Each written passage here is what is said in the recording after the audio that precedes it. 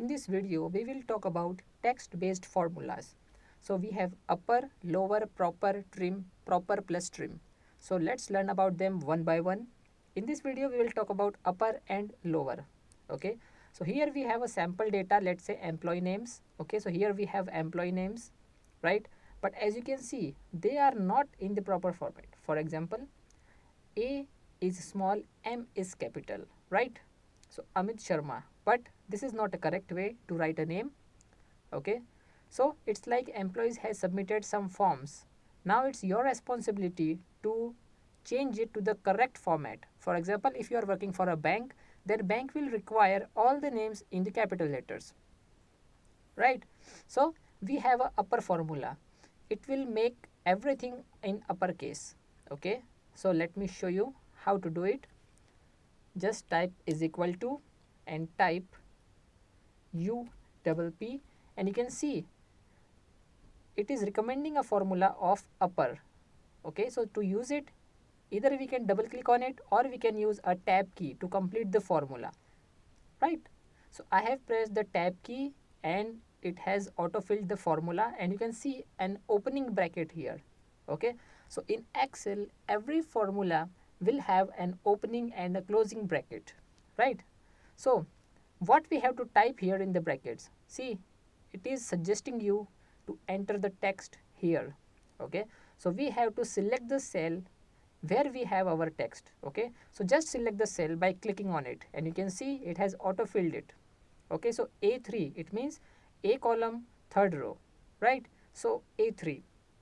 Now close the bracket and hit enter, and you can see it has converted the employee name Amit Mishra to the uppercase, right?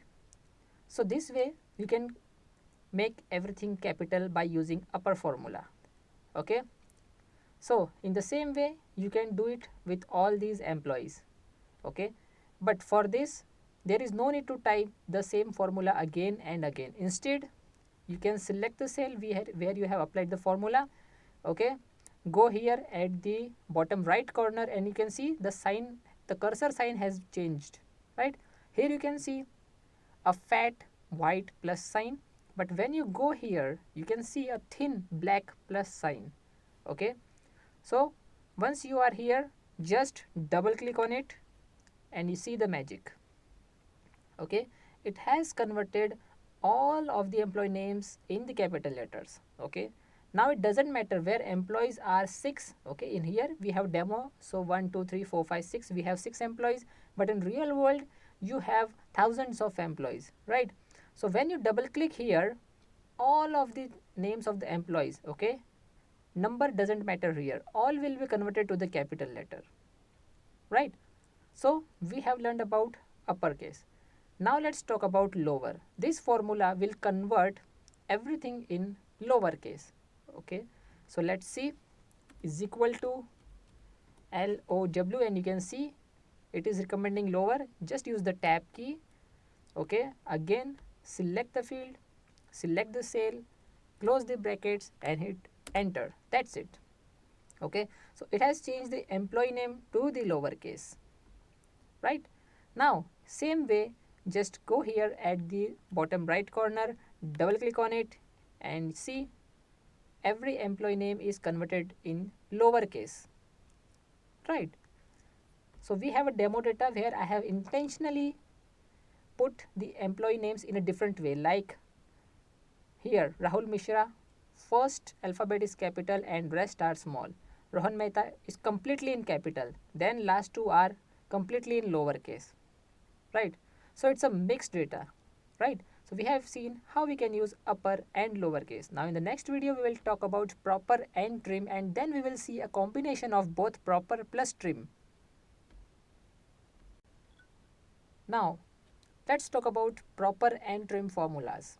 Okay, but before that I have provided extra spaces here, like in between Rahul and Mishra I have provided 2 extra spaces. Okay, and before starting Ram Kumar I have given some spaces here. Okay, so these are the unnecessary spaces, right?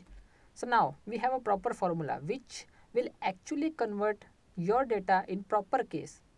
Okay, what I mean by that, see, when we use proper formula, it will going to convert the first letter from each word as a capital and rest are small.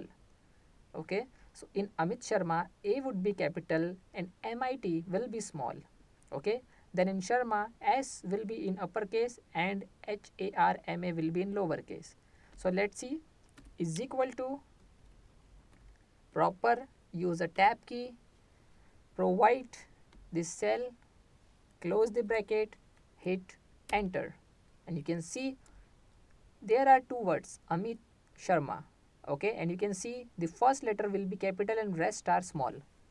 Okay, so to apply it, just go here and double click on it and done.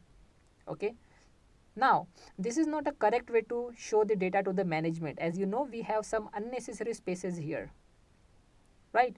So now we have to remove these unnecessary spaces before presenting the data to the management, because this is not in the correct way, right?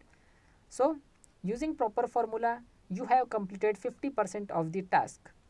Okay, now the remaining 50% will be completed by the trim formula.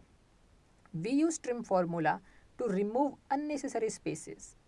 Okay, now trim formula is quite intelligent to understand that it must leave one space in between two words. Okay, so it will not going to remove the single space between Amit Sharma. Okay, right, but it will remove the unnecessary space between Rahul Mishra, right? And it will also quite intelligent to understand that no sentence will start by providing spaces. Okay, so let's see, is equal to trim, tab key, select the cell, close the brackets, hit enter and done. Okay, now double click, see it has removed the starting space from Ram Kumar and also unnecessary space between Rahul and Mishra, right? So trim formula will know that I have to leave one space between two words. Okay, and it will make sure that no sentence will start from this space. Okay, it will make sure that every single word will start from this starting, very starting. Okay, from the beginning without any spaces. So trim formula will complete your 50% task and proper formula will complete the 50% task. Now if you want a proper 100% corrected data, then we have to use a combination of proper plus trim. Okay, so trim will remove the unnecessary space and proper will convert the first letter of a word as a capital, right? So let's see how we can combine two different formulas in Excel. Okay, so remember one thing, whenever you want to combine two formulas in Excel, you have to put one formula inside another. Okay, let's see, is equal to proper, tab key, bracket open. Now instead of providing the cell name, we will provide the formula name. So TRI and tab key, and you can see one more bracket is opened. So here we have to assign the cell number. Okay, so A3 is our cell name. Now close the bracket. Now we have to add one more bracket, as we know that proper formula is outside the trim. So we have to provide two closing brackets here, right? So how it will work? See, Excel will first go here, that A3. So it will see we have Amit Sharma as a data, okay, as a text. Then it will go to the trim. Okay, so it will apply trim formula on A3 and then whatever output will come, and at last it will apply the proper formula.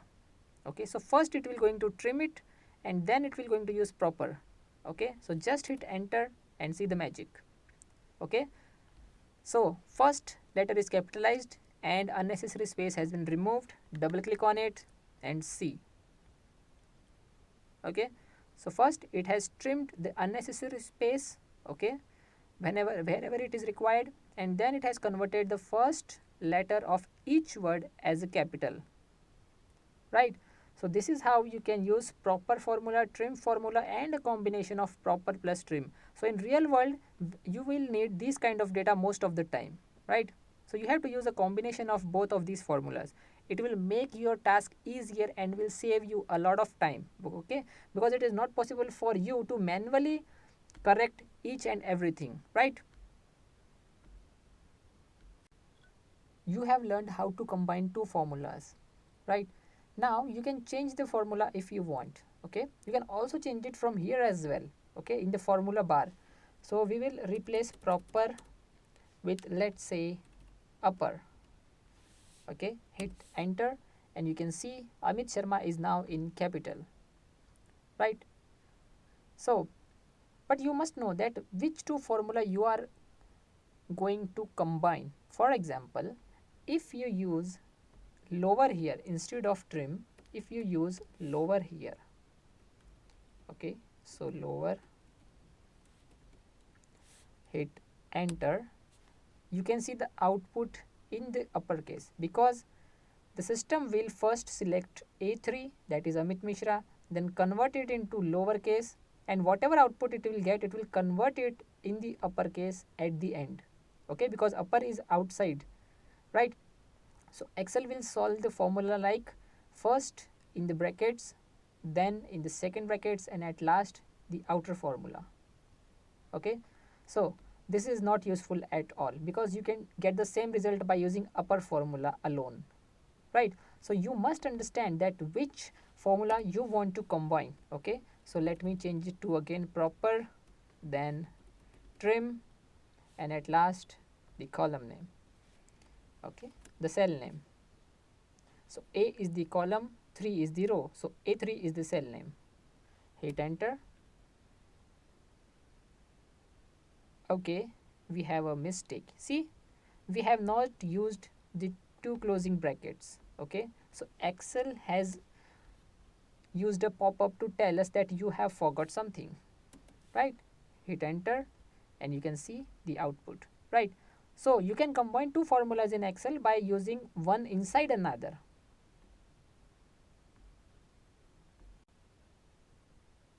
Okay, so if you know Excel, you must know about lookups, VLOOKUP and HLOOKUP, right? But I will show you a formula which is far better than VLOOKUP and HLOOKUP, right? Because lookups involve manual work and we are going to automate the task. So suppose you are a business owner and you have 5 different businesses, right? So these are your business names in column A, and then you have years, and then you have profits, okay. So business name, year, and profit, okay. So this is a demo data, that's why it is a very small data, but in real world you have a lot of data, right? And it is not easy task for you to search for a particular profit for a particular year and for a particular business, right? So instead of performing this task manually, you can actually automate it, right? So first we will see what VLOOKUP is. So here we have a business name, then year, and now you are looking for profit, okay. So you want to know the profit for business for in year 2020, right? So if you use VLOOKUP, it says lookup value, okay. So here is our lookup value, okay. I want to know the profit for business 4, then it asks for table array, okay. So select the data, okay, from A1 to F6, then it's asking for column index number, okay. So suppose we want to know for 2020, so column 1, column 2, column 3, and column 4. So we will write 4 here, and at last we will use false. It means we are looking for exact match, okay. Hit enter and you will get the output as $12,678, okay. Here it is, you can see it is the exact match, right? So this is the profit for business for in year 2020, okay. So this is how VLOOKUP works. Now what if you change the year here, let's say 2021, hit enter and you can see nothing changes here, right? So this is the problem with VLOOKUP, okay. It will not going to automatically change the things, okay. So if you want to know the profit for 2021 for business 4, you have to edit it manually because 2021 is the fifth column, right? So we have to replace 4 with 5 here. Okay, hit enter and now you will get the output, right? So this is the problem with VLOOKUP, right? So we will see how we can automate the task. So whenever we change the year here or business name here, we will get the profit automatically, right? Because it is not an easy task to go again and again and change the columns in formula or anything else, right? So we have a formula with the name index, okay, and match formula. Okay, so we have index and match formula. These are two different formulas, index formula and match formula. Now if you remember from the previous video, we have seen how we can combine two formulas, proper and trim. In the same way, we will going to use index and match together.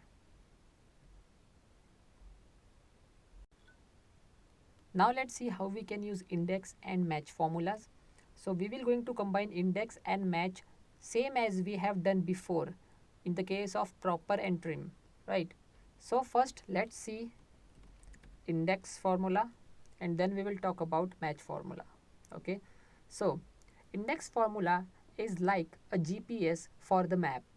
Okay, so whenever you search for a location, it will calculate its longitude and latitude, and where they both meet, that point would be your location. Okay, that's how GPS works, right? So index formula is like a GPS. Okay, so let's see the practical. Okay, so here let me delete this VLOOKUP and is equal to index. Now here in the index formula, Excel is asking three things from us. First is array, then row number and then column number. Okay, so array is a word which Microsoft Excel uses in order to ask for the complete data set. Okay, so Excel is actually asking our complete data. Okay, so we have to select whole data here. Okay, from A1 to F6, right? Then use comma and now it's asking for row number. Row number is like a latitude. Okay, so what is the row number for business 4? It's 1 2 3 4 5. Okay, so we will use 5 comma column number. Which year we are looking at? It's 2021. Okay, so 1 2 3 4 5, fifth column. Okay, so again we have to write 5 here. Okay, or let's take 4 here. Okay, let's say we are looking for 2020. Okay, and close the bracket. Okay, hit enter and you will get the answer. Okay, it doesn't matter what you have written here because this formula is not an automatic. Okay, we have to manually use it, right? That's why we are able to see the answer what we have asked for and not what year we have entered here, right? So it's 2020. See, nothing changes, right? Again, index alone is not sufficient to automate the process. We also need match formula here. Okay, match formula. So what is match formula? See, in the case of index formula, we are providing latitude and longitude, that is row and column numbers, right? And then we are getting the answer. But here in the match formula, we only ask for what we need. Okay, like business 4 and year. And match formula will automatically give us row and column numbers. Okay, that's how it works. So when we combine both of them, index and match, we are actually automating the whole process. Okay, so let's see the match formula.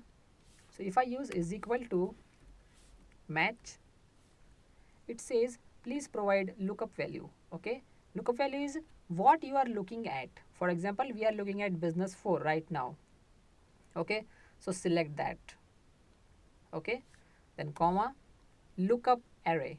Here there is no need to select the complete data. It's just asking for a single column. Okay, where we have our business names. It means the first column, right? Then at last it says what are you looking at? We are looking at exact match. Okay, so 0. Close the brackets, hit enter. You can see business 4 is at the 5th number in this column. So 1, 2, 3, 4, 5. Right? It's 5th number.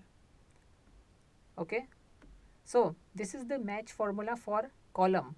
Now let's talk about the match formula for rows as well. Okay. So for rows, formula would be same. So match lookup value. Okay. What you are looking at? So we are looking at 2020, comma, lookup array, that is this one.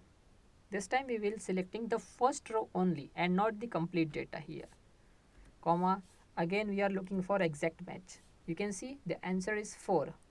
Okay, so 1, 2, 3, 4. So 2020 is at the 4th column. Okay, okay, it's row, right? 1, 2, 3, 4, 5. So this one is for the row and this one is for the column. Okay, so let me change this, match for row, and here match for column. Right, so 1, 2, 3, 4, 5, 6, we have total 6 columns, and 1, 2, 3, 4, 5, 6, again we have 6 rows as well. Right, now if I change business 4 to let's say business 5 and I hit enter, you can see match row has been changed to 6. Okay, so let me again change this to 4. It changes automatically. Same way, if we go for the column, that is for the year, and if I type 2021, see the column here. Okay, as soon as I hit enter, the column output changes automatically. Right, if I change it again to 2020, the output will change again. Okay, so here we have used the match formula for rows only, and here we have used for the column only. Right, now let's see how to combine index and match formulas together. So we are actually using match formula inside the index. So index would be at the outer side and match would be inside. Okay, so let me show you. You can see this is the index formula. Now here at the row number, we will replace this formula and let's paste it here. Okay, so here we have 5 as a row number, so replace 5 with the match formula for row. Okay, hit enter. Now the work is not done. We also have to copy match formula of column, and again we have to replace 4, okay, which we have used as a column number, replace it with the match formula for column, and now hit enter. Right, so this time if you try to change this to 3, you can see the output for business 3 and year 2020 is this, which is the exact match for our output. Right, now if you change this 2020 to let's say 2019, see output changes. Now let's change this to business 5. So business 5 year 2019, the output is same. Okay, see the magic of index and match formula when they are combined together. Okay, so now we have automate the process. So if you changes anything here or anything here, you will get the exact match using the automatic process. Okay, so you have learned about index formula, match formula for rows and match formula for column, and then how to use both of them with the index formula. So this is the combined formula which we are actually looking for. Okay, this is the formula which help us to automate the complete process for us. Okay, so we have index formula, then we have to select complete data set, then we have the match formula for row only, and at last we have match formula for column. And when we combined all of them together, we are actually using the power of index and match formula together. Right, So you have learned about index and match formula and how to combine them. Now here you have a table with product names like shirts, jackets and t-shirts, and here are the sizes small, medium and large, and these are the prices in US dollar for each product as per their sizes. So for the shirt with smaller size, $10 would be the price. Okay, same for jackets, t-shirts, so small, medium, large along with the product names. And here we have a cell where you have to put product name, right? Or you can even create a list here so that you can select from the list, but for now leave that. Just type the product name, okay, and size small, medium or large, okay, and find me the price for medium size jackets. Okay, we all know that the price is $45, okay, but I want you to insert index and match formula and then get me the answer. Okay, you can create them in any cell. Okay, you can type the formula here or here, that doesn't matter. So pause the video, complete the task. Once you get the solution, then resume the video and see the solution, right? I hope you all get the answers. Now you have to match your formula with mine. Okay, so let's say I want to type the formula here, but first let me create the match formula. So is equal to match lookup value. Okay, so we are looking for jackets, right? Then we have to provide lookup array, which is this one, and at last we will look for exact match, and you can see the answer is 3. Now let's use the match formula again for column this time. So match lookup value is medium, comma, lookup array, and then the exact match. So we have got the output 3 and 3. This 3 is for the jackets, that is 1, 2, 3, and this 3 is for the column, that is 1, 2, 3, medium size. Okay, so jacket and medium size, right? Now let's just copy this formula and now combine it with index.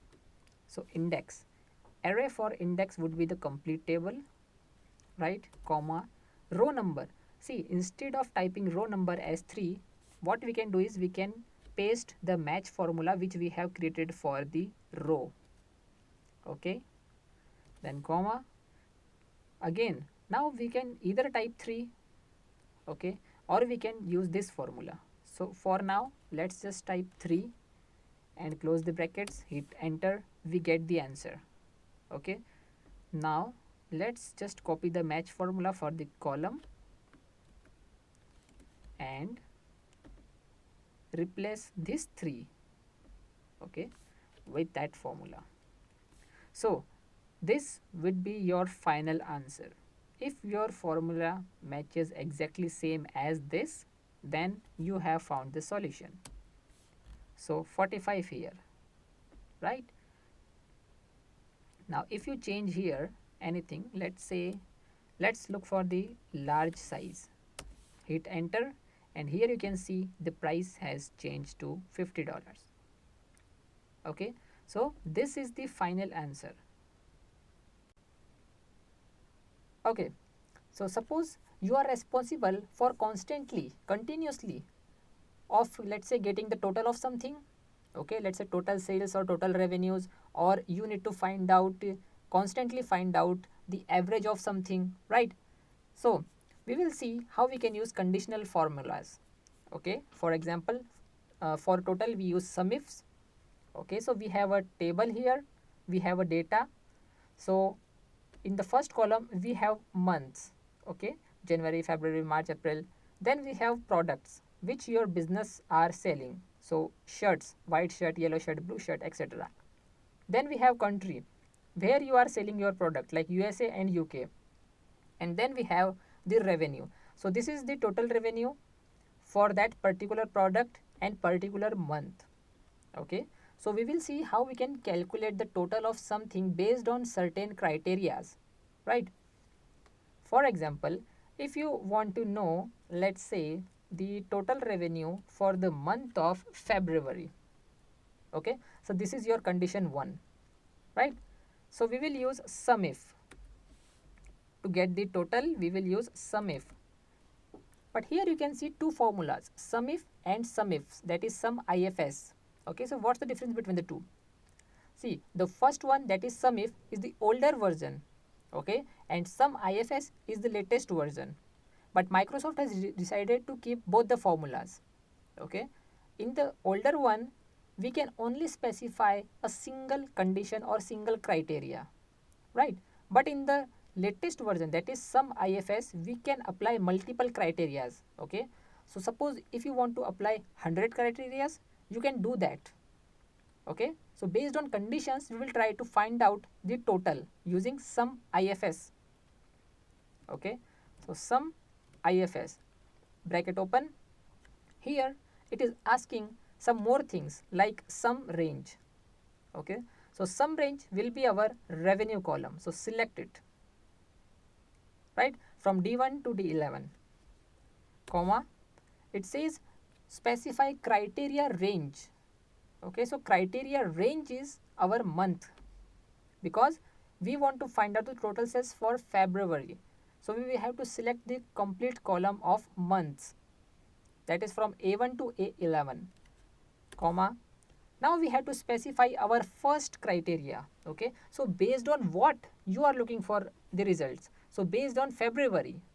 Okay, so select this cell, which is F4, and see, here it says criteria range 2 and criteria 2. So if you specify more commas, you can see more criterias are opening, right? But for now we are applying only one criteria.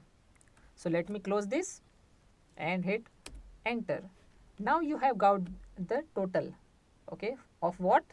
Of the month of February. So if you sum it up like 678 plus 124 plus 546 plus 783 plus 256, you will get this output. Okay, so this is the total of the all the revenues in the month of February. Okay, it doesn't matter what product it is, right? So this is one way of calculating. Now let's say we will increase our criteria. Okay, let's say we want to find out the total of something for the month of Feb, but this time we will also specify that we are particularly looking for the total of yellow shirt revenues. See, criterias can be based on anything, maybe on product or maybe on region. For example, if you ask, I want the total sales of from USA only. Okay, so we can do that also. But for now, we are specifying that we want the total revenue of yellow shirts, and that too in the month of February only, right? So what will Excel do now? Excel will calculate all the things. Okay, Excel will consider all the things, and then it will filter out the month of Feb, and inside that it will again filter out the yellow shirts only, and then the remaining one will be calculated. Okay, so let's do that. Is equal to sum ifs, sum range, again it is revenue, right, comma, month, again comma, our first criteria, that is February, comma, now criteria range. So you can see yellow shirt is under products category, so we have to select complete column B. Okay, because this is the criteria range 2. Now criteria 2, that is yellow shirt. Done. Close the brackets, hit enter. Now we have got the total revenue of yellow shirts only, and that too in the month of February alone. Okay, so this is how you can add one or more criteria in the same formula. So we have used sum ifs based on conditions, and we have got our total, right? Now let's see what if we want to find out the average of something instead of total. So you have learned how to use sum ifs. Now let's see how to get the average of something. Okay, so this is condition 1, this is 2, and now let's talk about third. Okay, so let's say we want the average of yellow shirts revenue sold in the month of February. So February is the first condition, okay, and yellow shirt again is the second condition, right? Let me increase it. Okay, so we will use the formula average IFS. Okay, now it's asking average range, so again revenue, then it says criteria range, that is month, then we have our criteria first condition, that is month. Okay, let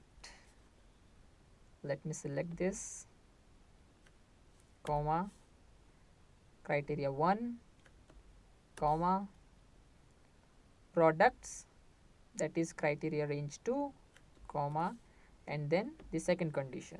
Okay, same as sum ifs. Okay, hit enter, and now we have the average. So if you sum up these things, okay, and you want to try find out the average, you will get this output. Okay, here we have the total of yellow shirts, and this is the average of yellow shirts. Okay, now let's move on to, let's say, count ifs. So suppose you want to only count the number of products and nothing else, because in the real world you have a lot of data, thousands of rows of data, right? So in that case, it is not an easy task to calculate a product one by one. Here we have a sample data, so we can count it manually. Okay, so let's see how to sort this out using a formula. Okay, so again the same example. See, I am taking the same example so that you won't get confused, right? So February, and again yellow shirts. Okay, so this time we will apply the formula count IFS. See, we are using S at the end for each formula because this is the newer version. Okay, so count ifs, right? Now it says, see, count if is quite intelligent.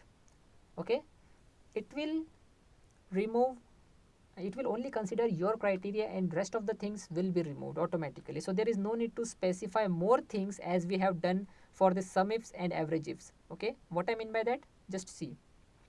Here in count ifs, we have to select the month column, comma, criteria 1, comma, the second range, comma, and yellow shirt. That's it. Okay, hit enter, and we have got the output as 3 because in the month of Feb we have 1, 2, 3 only, right? So based on our conditions, our criteria, we have got the output using count ifs. Okay, so here we have used sum if with one criteria only, you can see in the formula bar. Then we have mentioned two criterias. Okay, then using average IFS, and then at last we have used count ifs. So we have seen, or we have actually solved 4 different problems, okay, with their 4 different solutions, right? So you have learned about sum ifs, average ifs, and count ifs. Now here is a situation for you to practice. Here you have 3 columns. First, business. So you have 3 businesses, business 1, business 2, and business 3, which is represented as B1, B2, and B3. Okay. Then you have machines used. See, in some units of business 1, you are using one machinery, whether in others you don't, right? So B1 in some other region has one machine, but B1 on the other hand has 0 in somewhere else. Then you have income generated. Okay. So here you have 2 questions. First, find total income generated for B1 using sum IFS. Okay, and then find average income generated for B3 where machine use is 1 using average IFS formula. Okay, so you have to find out the average income of B3 where one machine is used. So B3 1, B3 1, and here B3 0. Right, so you have to find out the average, okay, of that income generated. So just pause the video and solve it yourself. Once done, then resume the video and match your answers with mine. Okay, so let me show you this solution. Okay, is equal to sum IFS, then we have to provide some range, okay, which is income generated, right, comma, then criteria range, that is business, comma, your condition, that is B1. Okay, close the bracket, hit enter, and here we have got the answer as $2239. Okay, if you want to cross check this, just go here and calculate the income generated of B1. Okay, now let's see average IFS. So is equal to average IFS, average range, that is income generated, comma, business, comma, our first criteria, comma, then machines, and then criteria 2, which is one machine used. Close the bracket, hit enter, and we have got the answer as 402. Right? So this is how you can solve this problem, and if your answers is same as mine, then congratulations. Now let's talk about workday.intl formula by Microsoft.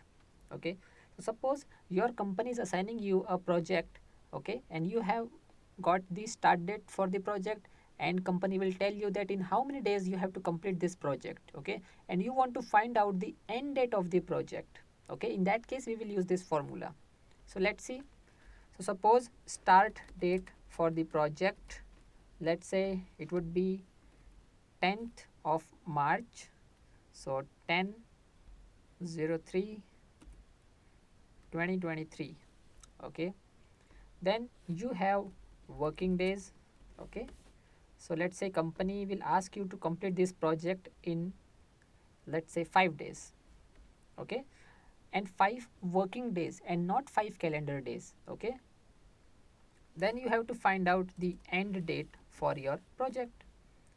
Okay, now you might be thinking that it's very simple, we will add 10 plus 5 and 15 would be the end date. Okay, but no, that's not the correct way to calculate end date, because each country has its own weekend, right? So company is asking for working days and not for the calendar days. Okay, and Microsoft Excel has two formulas for this. Okay, which is if workday and workday.intl. Now what's the difference between the two? See, workday, it is the formula specifically developed for the people living in USA. Okay, because we all know that Microsoft is from US, so it has developed a separate formula for US people, right? This formula is fixed and will already know that what are the weekends in US, right? But for the rest of the world, they have developed workday.intl formula, right? Because each country has its own weekend, like Saturday, Sunday, Sunday, Monday, only Sunday, right? So we have to use workday.intl. Okay, so let me show you how it works. So workday.intl. Now it's asking some more things like start date. Okay, so we have to select start date of our project, which is A4, then comma, number of working days, which is 5, so B4, comma, see, now it's asking for the weekend. Okay, so it's Saturday, Sunday, Sunday, Monday, only Monday, like this. So you can select from this list, right? So let's say for now we will select the very first option, double click on it, and then close the bracket. Done.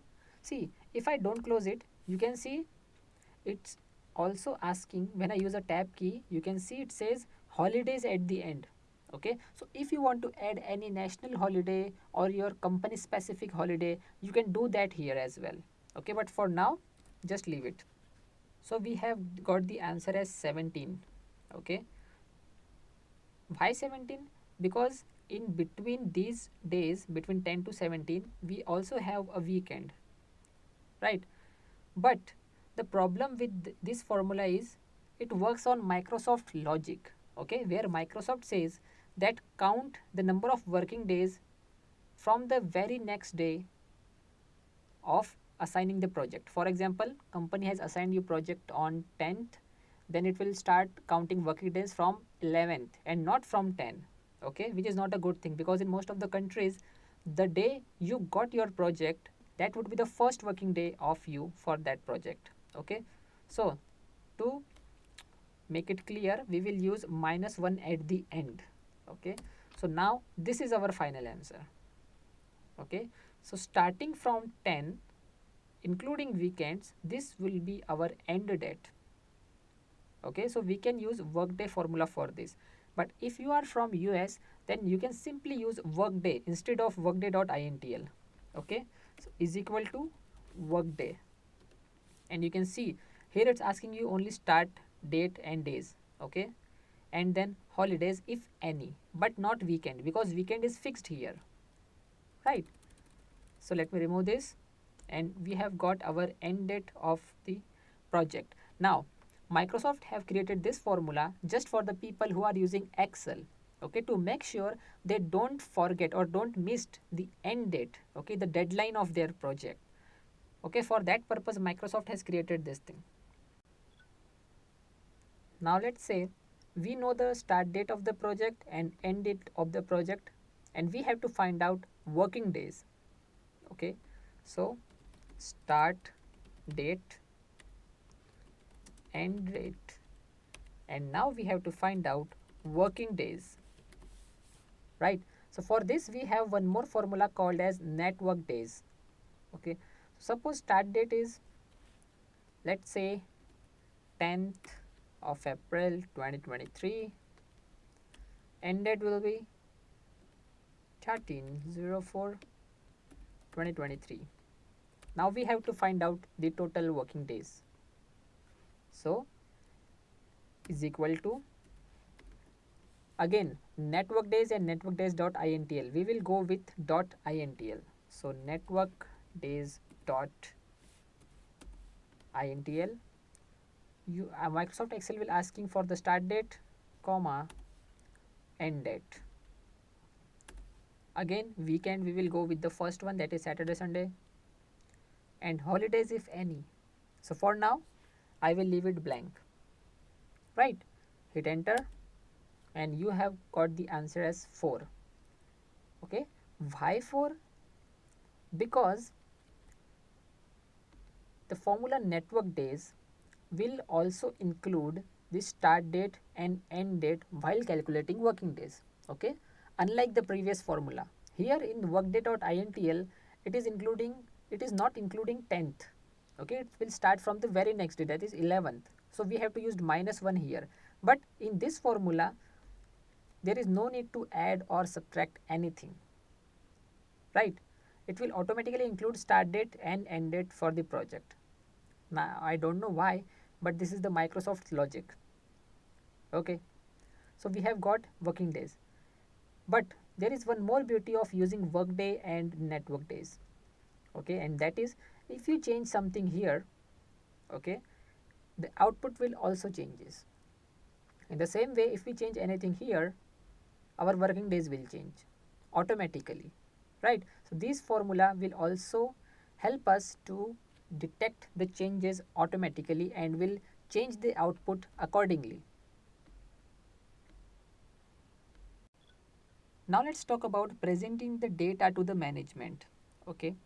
So what are the options you have, right? In order to impress your management, you have to show data in a very simple format, because it is not an easy task for the management to understand the data, because they are not habitual to it, okay. So the one way of showing the data is by creating a table like this, okay. This is a sample image I have downloaded from the internet. So this is the table, okay. So you are presenting data in the table format, right? Here you have three things only: revenue, expenses, profit or loss, for oatmeal, lemon and chocolate, right? But in real world you have a lot of data, okay, a lot of rows and columns, right? So, or it is a very time consuming process for the management, okay? So what is the second option you have? You can create a chart to make things simpler, right? And chart is also looking a beautiful and easy to understand for the people in the management, okay? So you can create a chart like this. So for oatmeal, lemon and chocolate, and then revenue, expenses and profit or loss. How will you get profit or loss? By revenue minus expenses, right? But this is also not a good idea to create a chart like this, because it is simple to see only when products are less in number. What if you have 50 or let's say 100 of products? In that case, you cannot create chart like this. Suddenly your management asks you to compare product 1 with product, let's say 65. Okay, in that case it is not an easy task for you to show them in this chart, because it's a very simple chart. It's a fixed chart, right? So what else can we do? The third option is creating a dynamic chart.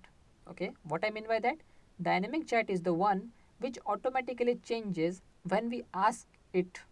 For example, if we put, let's say, product 1, right, and hit enter in a cell where we have applied a special formula, in that case the chart will automatically changes. So let me show you by a practical example and also by creating a genuine table using a formula. So we are going to create a dynamic table by using a special formula in Excel. Now let's create the dynamic data with choose formula. Okay, CHOOSE, right? So for this we need a sample data. So let me just quickly create a sample data. Let's say we have products, then we have sales, then we have expenses, and then we have profit. Okay, so P1 is product 1, then P2 is product 2, P3, P4, P5. Okay, so we have 5 products in total. Now sales are this, okay, these are in US dollars.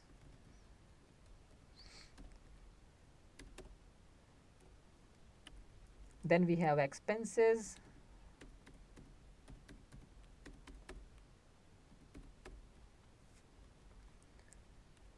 okay, then we have profits. Now for profit we will use is equal to sales minus expenses. Hit enter, double click, and here we have our profit, right? Now let me reduce the expense, because it is not a good idea to get so much of loss. So here we have this sample data, right? And using this data we are going to create the presentation of dynamic data with choose formula. Okay, so first let me show you what choose formula is. See, when we type is equal to choose, it will ask us index number. Now what is index number? Okay, so first let me create an index number. First let's just remove this, and first let me create index number. So here index number, let's say index number is 1. Okay, right now we have index number as 1. Now let's start choose formula again. So select the cell where we have our index number, right? See, index number is the one which we want Microsoft Excel to keep eye on.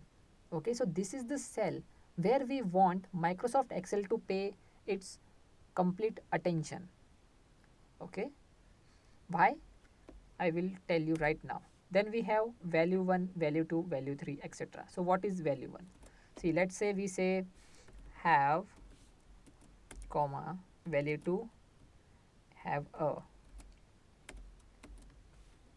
good day, bracket close.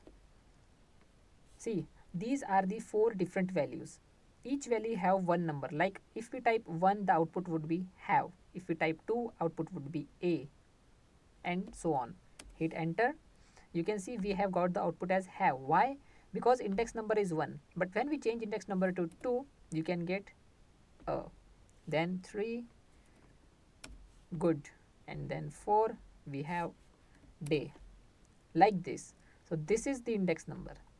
Okay, this is the cell where we want Microsoft Excel to pay its attention, because when we change this, the data will change automatically based on the values we have provided. So we are going to see how we can put the values from this table so that we can make it easier for us. Now let's prepare our data for the dynamic part. First, let me just delete these things, and now let me fill some background color here. Done. Okay, so let's prepare our data. So first of all, we need our products to be here. So just Control C for copy, and right click here and click on paste value. Okay, why value?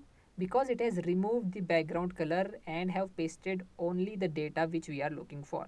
Okay, no nonsense here, just simple data, right? So first task is done, just copy it and paste values here. Now we have to create our choose column. Choose column is our dynamic column. Okay, we create this by using the choose formula. Before, let's create index value. So index number, let's say index number is 1. Okay, so here we have to type the formula. So choose index number and then values. Okay, so sales, comma, expenses, comma, profit, bracket close, hit enter and done. Here we are able to see sales. Why? Because index number is 1. When it changes to 2, you can see expenses, 3, profit. Okay, now let's add these values here. Okay, so if I drag this, so we have got the value error here. Why? See, the formula, you can see here in formula bar, the formula is same.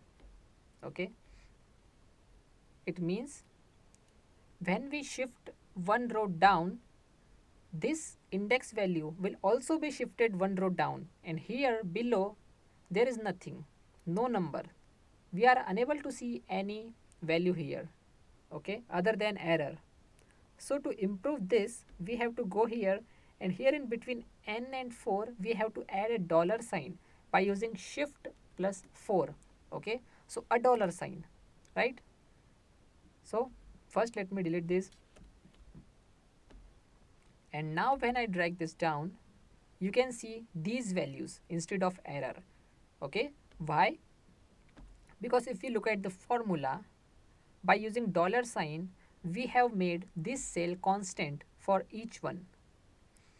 Okay, so if I change this to 2, you are able to see all the expenses. When we change it to 3, we are able to see all the profits here, right? Easiest way of creating the dynamic data using the choose formula, and you can represent this in the chart as well.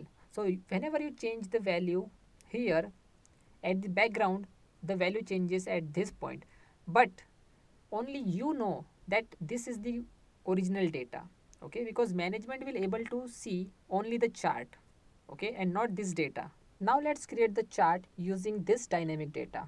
Okay, for that you have to select all the data, go to insert, go to charts, and you can select this column chart. Okay, let's say this one. Okay, now you can put this chart above the data so that only you know that this chart is working based on the background data and no one else. So whenever you change index number here, your complete chart will be changed. So here we have sales, then here we have expenses, and now we have profit. So by just changing numbers here, you will able to change complete chart. Okay, and it looks actually it look like a professional presentation. Okay, so this is the best way to present the data to the management, and whenever they ask something, just simply change the number here and they will able to see the output in the format of this chart, right? But only you know that this chart is working based on this data, right? So you have learned a lot of things, okay, a lot of formulas like for proper trim, then combination of proper trim, upper, lower, index, match, okay, SUMIFs, AVERAGEIFS, COUNTIFs, Workday, network days, choose, etc. Right? So even many professionals doesn't know about this dynamic data, right? Or index and match formula. So these are the things which you are only learning for the first time in this course. I'm not saying that no other course is teaching these things, but if you join this course, at least if you are a fresher, you will having a good knowledge of Excel, right from how to open a file, how to save a file, to the advanced level like how to create this dynamic chart, how to use index and match formula, how to use proper and trim formula, right? Like this. So you are able to learn a lot of formulas here in this course. So let's start with what is Excel and why you actually need it. So let me explain this with an example. Suppose you are working for an MNC where hundreds or maybe thousands of other employees are also working. Now you are the HR and you are responsible to handle the data. Now, how would you do that? There are a lot of data like employee name, their salary details, the date of joining, the department they are working in, the project they are working on, what shifts they work in, etc. So how would you do that? The one way is to just pick a pen and a paper and start drawing lines and then entering the data. But that doesn't work anymore. Now we are in the era of computers. So the other way is to use Notepad just to create a simple text files to store the complete data. But using Notepad is not an easy task because you have to manage thousands of employee data, right? So suppose your manager came and asked you for employee details of a particular department or maybe more than one employee details from different departments, right? So it is a complex task and it is also a time consuming process to search for the employee details in hundreds of sheets, right? So it is not an easy task. So what we do, here comes the Excel, right? Because Excel provides you spreadsheets, okay? So row and columns are built in and they provide you each cell to store different data, right? So it makes your job very much easier. Now, what is Excel used for? Excel not only used to store data but also to manage data, analyze data, retrieve data as and when required. It also helps you to perform many mathematical operations which are built in. Actually, Excel is an ocean, right? So if you ask me what are the advantages of using Excel or what are the main functions of Excel, so my answer would be to store data in an easier way, to analyze data, to calculate data, to perform various mathematical and statistical calculations. Excel also helps us in charts and graphs, and you can use those charts and graphs in your PowerPoint presentation as well, right? And there are so many other things which we will learn in the coming lectures.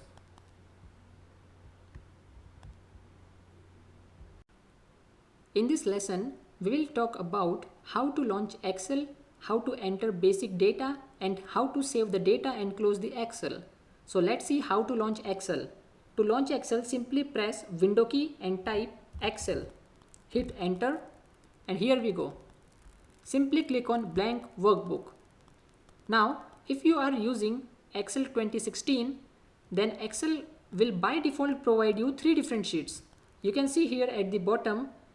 Now in the 2019 version, which is all up to date, you will able to see only one sheet, but that doesn't make any difference. If you need more sheets, you can add them by simply clicking here. Okay. So what are these sheets? So suppose these sheets are the pages of your notebook, okay, your physical notebook. As your physical notebook has multiple pages, Excel provide you different spreadsheets for different work. Okay, so these spreadsheets and all this data you are able to see on your screen are collectively called as a workbook. And by default, whenever you launch a new workbook, Excel give it a name as book 1. Okay, here you can see at the top. By default, Excel give it a name book 1. We can change this. Now let's see how to enter data. Simply click on the cell where you want to type data and start typing. So let's say employee ID, okay, and here employee names, okay. So you are the HR, so let's store the data. So employee ID would be 0001 and the name would be John, okay. Now suppose your company has only one employee, okay. So let's save the data. To save the data, simply go to file, okay, and here click on save as. Now here you will see two options. First is save and second is save as, okay. We will see both of them, but first click on save as. Now browse the folder where you want to save the workbook. Suppose I want to save it on desktop, so let's give it a name like employee sheet 1. Hit enter and that's all. Now here at the top you can see the name has changed from book 1 to employee sheet 1, right? Now suppose one more employee has joined your company, so let's give him a employee ID which is 2, okay. Remember here by default if you type 00 and then you type the number, Excel will automatically remove all the zeros, okay. We will also see it in coming lectures, but for now let's type the new employee name. So the new employee name would be Ram, okay. So now our company has two different employees. Now let's see how we can save this data, okay. So go to file and click on save, okay. So you can use this save function whenever you open an existing worksheet and then you made some changes, like you add data or remove data, it doesn't matter, okay. So whenever you make any changes to the existing worksheet, you always have to save that data, okay, because if you doesn't save it and close the file, the data will be lost, okay. Now either you can go to file and click on save button, or simply you can type Control S, which is a shortcut for save option, okay. So you have learned how to launch Excel, what are sheets, how to save the file, right? Now let's see how to close it. Simply click here and the file will close. In this lesson we will talk about Excel customization. Now as you can see on your screen that there are so many different tabs, okay, and I am not sure which tab does what, okay. So in this case we will use the option of customization, okay, in order to create some shortcuts. So for this go to file and here at the end you will see options, okay. Now there are so many different functions of Excel you can customize here, but for now we will move towards quick access toolbar, okay, and click on show quick access toolbar. Simply click OK and now you can see we have some of the shortcuts available here, okay. So these shortcuts will make our job easier. Now what if I want to add some more options here, okay, or I want to remove any of the shortcut which I don't need? So again go to file and then options, quick access toolbar, and select the option you want to add, okay. Suppose I want the option of save and save as, okay. So click on save as and click on add, right? And suppose I don't want the redo option, so select this and click on remove. Now click on OK. See, now we have save as, okay.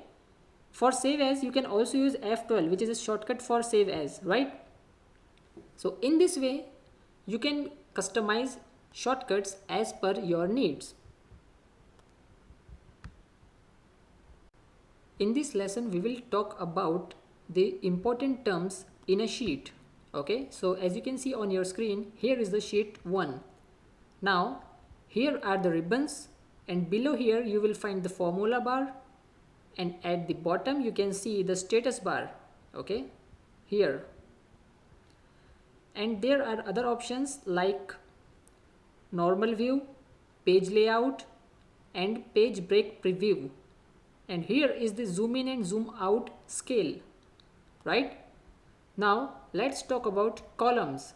So this is column A, this is column B, this is column C, and so on. Now how do I know that this is a column? So anything represented vertically is called as column, and anything represented horizontally is called as row. So this is row 1, row 2, row 3, and so on. Now let's talk about cell. What is cell? So this is a cell. Cell is nothing but a reference name for row and column. Okay. So the name of or the reference name of this cell is C5, right? You can see the same in the name box. So this is the reference name for this cell. Okay. Now you have to guess the name of this cell. So name box says it is F8. So cell is nothing but an interface for row and column. Okay. So the name of this cell is F8 and the name of this cell is G4, right? Now in the next lecture we will talk about formula bar. In this lesson we will talk about formula bar and status bar. So what is a formula bar? So formula bar showcases the content of a cell, or we can use formula bar in order to insert our formula, right? Now there are so many things in formula bar, we will see them in the coming lectures, but just for reference, if you click on insert function, you can see here it is represented by a equal sign, right? So let's cancel this and now let's move toward the status bar. Here you can see it says it is in ready mode. So in status bar, Excel shows you the current status in a spreadsheet. So now it says Excel is ready, and if I type something like 1, 2, 3, you can see the status is changed to enter, which means you are entering the data, you are in enter mode. Okay. Or if you go to the existing data and if you type something, okay, so you are in enter mode, hit enter, again go to the same bar and just double click, and now you see the difference. It says you are in edit mode, which means you are editing the existing data, right? Now you might be thinking that what's the use of status bar? Well, you will understand the significance of a status bar when you are performing multiple functions and using different spreadsheets at the same time. In that case, it would help you by telling you that whether you are in ready mode or you are in edit mode or you are entering the data or you are calculating a data, right? For example, if there is a number 2 and again number 2, and now if I want to add these two numbers, okay, if I want to add the values of these two different cells, then I will use is equal to and then the name of the cell, which is D4 and D5. So D4 plus D5, okay, or I can simply click here and select these two. Okay, both will do the same work, right? So press is equal to and then select both of them. But see here at the status bar, it says you are pointing towards some cell, right? So the status changed to point mode, right? So these are the different modes in Excel. Now here you will see this bar. Okay, so this is the zoom in and zoom out scale, right? First of all, let's add them and delete them. Okay, select the data and let's delete them. That's all. Now let's see how you can zoom in or zoom out. By default, you will able to see the 100% of a spreadsheet. You can change it as you want, okay, as per your need. But for now, let it to 100%.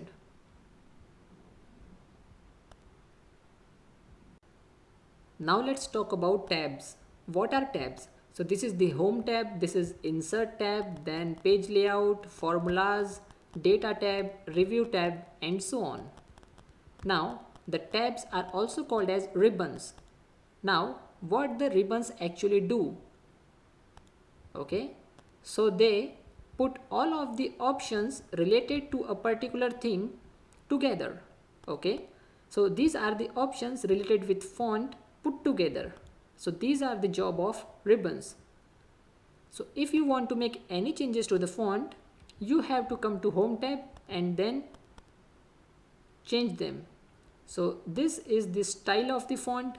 You can increase or decrease the size of fonts, then bold, italic, underline, and color. Okay, now if you need more options, click here and you will be able to see all of the options related to font, right?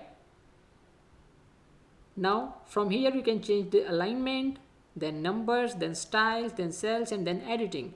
Now don't worry about this, we will see them in the coming lectures, but for now let's move to insert tab. As the name suggests, if you want to insert anything like table, pictures, shapes, smart art, or any other thing, you have to visit insert tab. Okay, and from there you can insert anything which you want. Now in the page layout, as the name suggests, you can change the layout of any page, like you can break the page in two parts or maybe even more parts, right? Or you can adjust the height or width or scale of this spreadsheet, right? Now the next is formulas. As you know, Excel contains a lot of formulas like logical formulas, mathematical operations, arithmetic operations, etc. And you can see most of them are built in Excel, right? So you can use them from here. Okay, now comes the data. So you can manage your data from here, like you can change them, you can sort them, you can filter the data, right?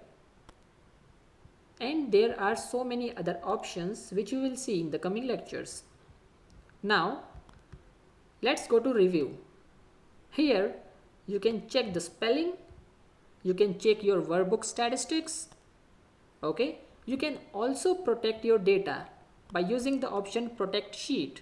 Okay, and you can also share your workbook from here. Now again comes the view. You can zoom in, zoom out. Okay, then heading, formula bar, grid lines, which you want to see, which you don't, right? If you want to see formula bar, check this. If you want to see headings, check this. If you want to view grid lines, check this, right? So this way you can perform the different functions by going to the particular tab. Now if there is any option which you use frequently, you can add it in your customization bar. Okay, so this is the customizable bar which we have added. Remember, going to the file and then options. So you can add all of the options which you need frequently, right? Which also saves your time. So you can add the shortcuts here. Okay, so that's it for this tutorial. In this lesson, we will talk about navigation in Excel. So as you all know, there are 4 basic keys on your keyboard which you can use for navigation, which is up arrow key, down arrow key, left arrow key, and right arrow key. So let's see how we can use the same in Excel, and we will also see some of the tips and tricks for navigation in Excel. So let's launch the Excel first. Hit window key and type Excel, hit enter, and here we go. So open blank workbook. Now notice at the top here, by default Excel give it a name book 1, and in Excel 2019 and maybe in some versions of Excel 2016, by default you will see only one sheet. But before that, if you talk about earlier versions like Excel 2013, then they will provide 3 sheets there, right? So now let's see how we can navigate in Excel. So if you want to go down, simply press down arrow key from your keyboard, right? In the same way, if you want to go to the top, keep pressing up arrow key until you reaches your destination, which is cell A1, right? Now if you want to navigate to the right, keep pressing right arrow key. and for the left keep pressing left arrow key, right? So it's very simple. But now let's see how we can make a shortcut, like how we can use the same arrow keys using Control and Shift which perform different tasks. Okay, for example, if you want to go to this cell which is AM1, right? Although it's an easy task, but it is a time consuming process if we use arrow keys for the same.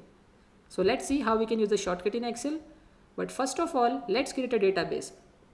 So 1, 2, 3, 4, 5. Let's select them. Let me select all of them and drag it down. Okay, leave it. In the same way, drag it to the right side. And here we go. So this is our sample database. Okay. Now, suppose you want to navigate to R3 cell. Okay, let me highlight this.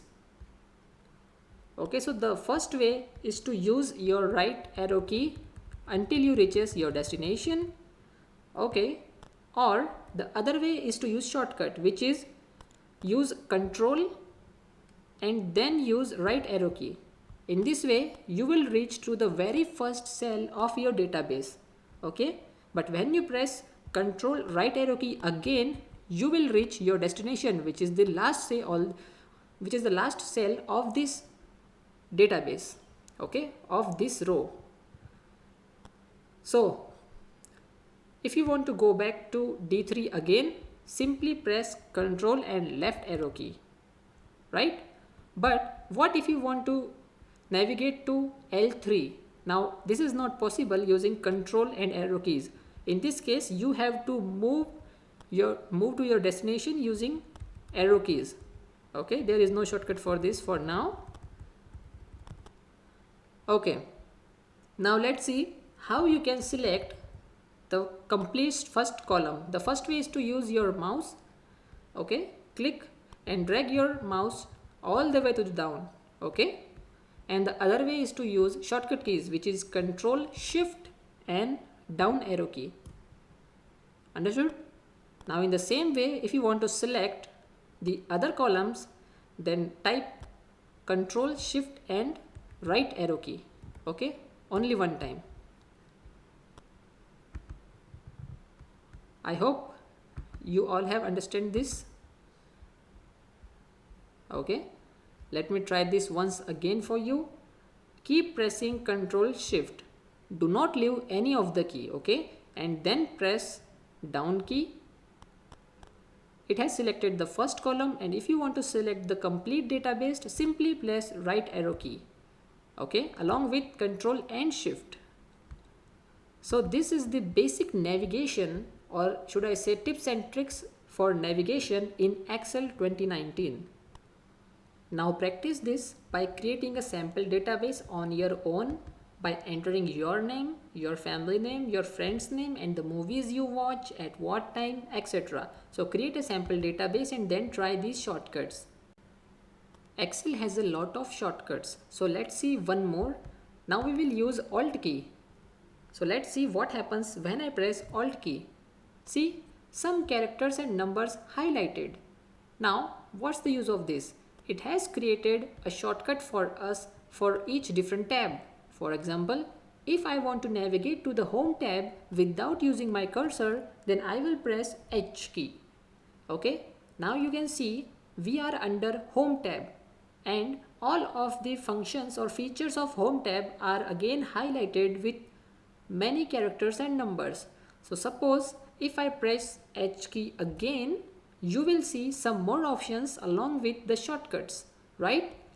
So now it makes our job easier, and if you don't want to use keyboard and mouse at the same time, you can go for Alt key shortcuts, right? Now it seems difficult at the starting, but once you practice this again and again, then later in some time your mind get used to it and your mind will start remembering these shortcuts, right? At that time you no need to see the shortcuts. Okay, so for example, if I press some keys on my keyboard, it will ask me to close the workbook, right? Now you have seen that I have not used my cursor. Okay, at this point of time you have seen my cursor is stable, right? So how would I manage to do this, right? So I have pressed Alt key, then I pressed F key in order to go to the File tab. Okay, earlier in the Excel 2016 or Excel 2013, we will see window key here, okay, window sign here instead of File tab, but the function is same. So I have pressed Alt key and then I pressed F, and to close I have used C, which is here, okay, which is a shortcut to close, right? So I have pressed Alt F C, okay. Now try this.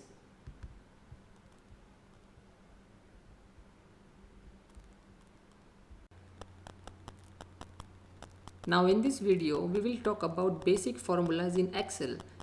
So basic formulas like addition, subtraction, division and multiplication. So let's start with addition first. So let's quickly enter some of the data. So here would be employee name and then the salary. Okay. So John, Harry, Jason, Richard and Rahul. So salary would be 10,000, 20,000, again 10, 15 and then 25. Okay. So now for some reason I have to add the salary of two employees, let's say John and Jason. Okay. So in Excel, whenever you want to use any formula, simply start with equal to sign. Okay. So is equal to, and then the reference cells, which is John. Okay. You can see it has selected it automatically as soon as we pointed towards this cell. And here in the status bar you can see point, which means we are in point mode. That stands for we are using formula in Excel. Okay, then use the correct operator, which is plus sign, and then select the another cell. Okay, simply hit enter. See, so this is how the basic addition function works in Excel. Now there is other way for performing the same function. We will see that in the next lecture, but for now let's perform one more addition. So again is equal to, select the cells. Suppose we want to calculate the salary of first three employees. Okay, so B2 plus B3 plus B4, hit enter, right? So this is how you can perform addition in Excel. In the previous video, we have added the salary of John and Jason and we have got this result. Okay, now let's see how we can perform this without the help of a teacher. So suppose you are new to Excel and you don't know how to add two numbers, right? So let's click on the new cell. Now Excel has its own inbuilt functions, right? Now if you want to ask for help to Excel, simply press F1, or you could go to insert functions. Okay, here you see all the functions, all the operators inbuilt in Excel. Okay, so it says most recently used functions are these. Now Excel is asking you what you want me to do, because Excel itself doesn't perform any function. So you have to give instructions to Excel and then it will do the job for you. So let's type here add numbers. Click on go and here you see three different functions, right? So let's try this one, which says I am sum. Now as soon as you click on the function, it says this function returns the sum of complex numbers. Now let's see how we can use this function.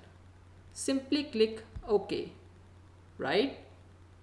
Here you see on the cell that the function has activated. Now it's asking for I am number 1. So I number 1 would be, simply click here and select the cell. So this is our first cell. Okay, click again. Now go to second I am number select the cell, click again. Right? Here you see the result which says is equal to 20,000. Click OK and you can see both results are same. Right? So this way Excel help you out to perform different functions without the help of a teacher. Let's open our previous file. So go to file and click on open, or you can also see on here recent. So here is my file, so I will going to open this from here. Okay, now in the previous video we have used addition. We have seen how we can add the salary of two different employees. Now in this video we will going to use subtraction. We will see how we can find the difference between the salary of two different employees. Okay, so now in this case we will going to use the salary of Rahul and the salary of Richard. Okay, so the question is, how do you find the difference between the salary of Rahul and Richard? So let's see. Let's use the formula is equal to. Now in your school you have learned about BODMAS rule. Okay, so we will going to follow the same. So we will select the bigger number first, because if you put smaller number at first place and bigger one at the second, the answer would be negative, right? So we will select the bigger number and then we will use the minus operator and then select the second one. Hit enter and here is the answer. Now let's see how we can do the same thing other way. So let's go to insert functions. Okay, just type here difference of two numbers. Click on go and Excel will tell you that you may use these three formulas. So we will go with the first one which says I am sub. Click OK. Again select the cell and then select the second one. Click on OK and here we go. Okay, so you have seen how we can find the difference between the salary of two different employees by using the method of subtraction. Okay, suppose now you want to calculate the salary of all the employees. Okay, so let's see how we can do this. So now we will going to use three different ways to find the sum of salaries of all the employees. So the first way is that we have learned in the previous videos. So select the cell, use the operator, again select the cell, use the operator, then third cell, then fourth and then last. Okay, and hit enter. So here is the total of salaries. Okay, now let's see the other way. The other way is to use the auto sum function, which you will find here in the editing. Okay, so here is the auto sum function. Okay, it says it automatically add up. So click here. Right, now it's asking that whether this cell you want to calculate. No, so let's drag the point to, let's go here first and let's drag it here in the salary column.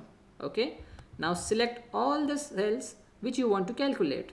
Now here you see that auto sum functions only taken care of the entry and exit point. So which is B2 is the entry point, which is the first cell, and the last cell is B6. Okay, so it will going to calculate from cell number B2 to all the way up to B6. Right, hit enter and you will find your answer, and you can see both the answers are same, which means the answer is correct.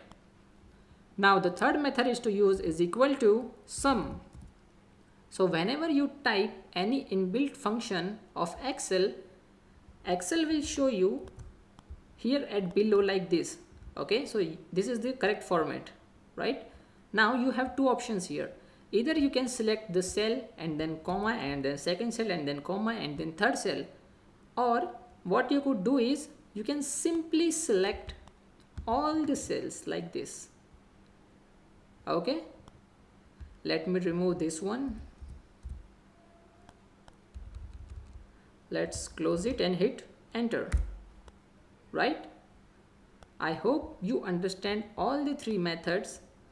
So we have used AutoSum, but here we have manually typed the formula. Okay, so that's the basic difference between the two. So you have learned addition and subtraction. Now in this video we will talk about division. So suppose now we want to calculate the average salary of these three employees. Okay, first three employees. So how would you do that? Is equal to, again select the cells, add them, okay, and then divide them by 3. Simple. But no, it would not going to give us the correct answer. Okay, so let's follow the BODMAS rule. Okay, so let me delete this, and again is equal to, then cell 1 plus the salary of second employee and then the salary of third employee, close the bracket, and now divide it by 3, hit enter, and now you will get the correct answer. Okay, now let's see how we can do this using the insert function. Type average, click on go, and now we have got the average formula. Click OK. Now select the cells. So the first cell is B2, and now this second number, which is this one, and now the third number.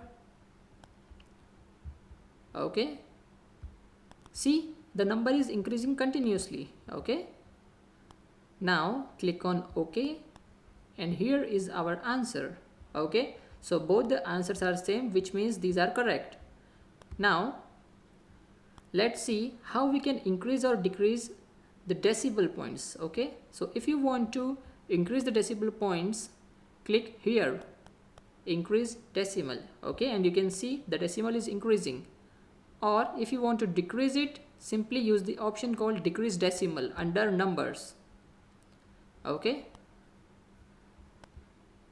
now in the next video we will see how a function called autofill actually works.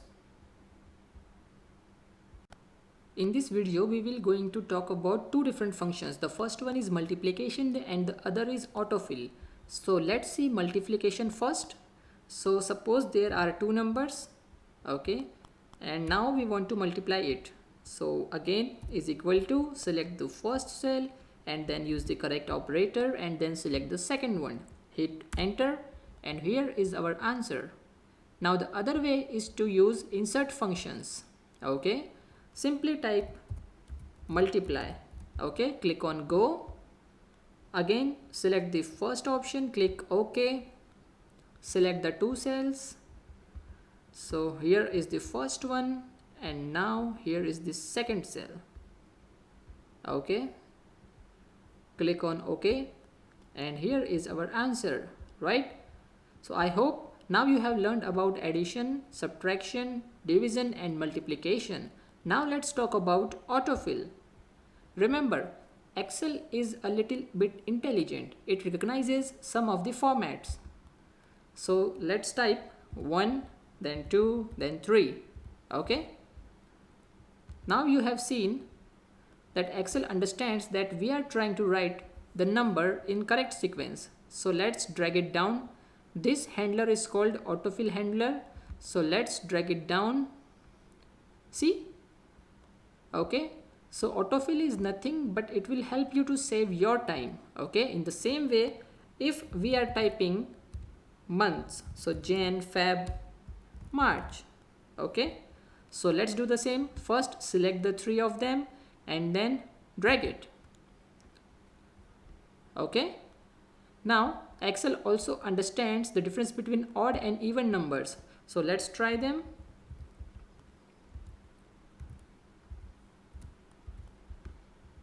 Select it and drag it down. Okay, now let's try the other. Again select the 3, drag it down. I hope you understand. It would definitely save you a lot of time. In this video, we will talk about a feature called find and replace, and in the next video, we will see something called advanced find and replace. So let's see how it actually works. So here you can see I have a small database. Okay, so suppose for some reason I want to change the department of all the employees from accounts to IT. Okay, so the first way is I search for the account departments and then I manually replace it. Okay, but what if you have a big database, something like employee with more than 10,000 or maybe 20,000 employees? Okay, at that point it is difficult for you to do it manually, right? So now here comes the picture of find and replace. So let's see how it actually works. Either you can use find and replace function from editing section, or you can simply use the shortcut which is Control F. Okay, so here is the wizard for find and replace. So there are two functions, find and replace. Let's see one by one. So it's asking you that find what. Okay, so what would you like to find? So we want to find account. Okay, now here you have two options. The first one is find all and the second one is find next. Now find next will find accounts department one by one. Okay, and find all will show you all the cells with account department. Okay, with cell reference, right? Here you can see the list, right? Okay, so let's open it again. Control F, account, and now let's go to replace. Now it's asking me that you want to replace account with, so let's type it IT. Okay, so we want to replace the account department with IT department. Now if you want to replace only single cell, click on replace, or if you want to replace all the accounts with all the IT, simply click on replace all.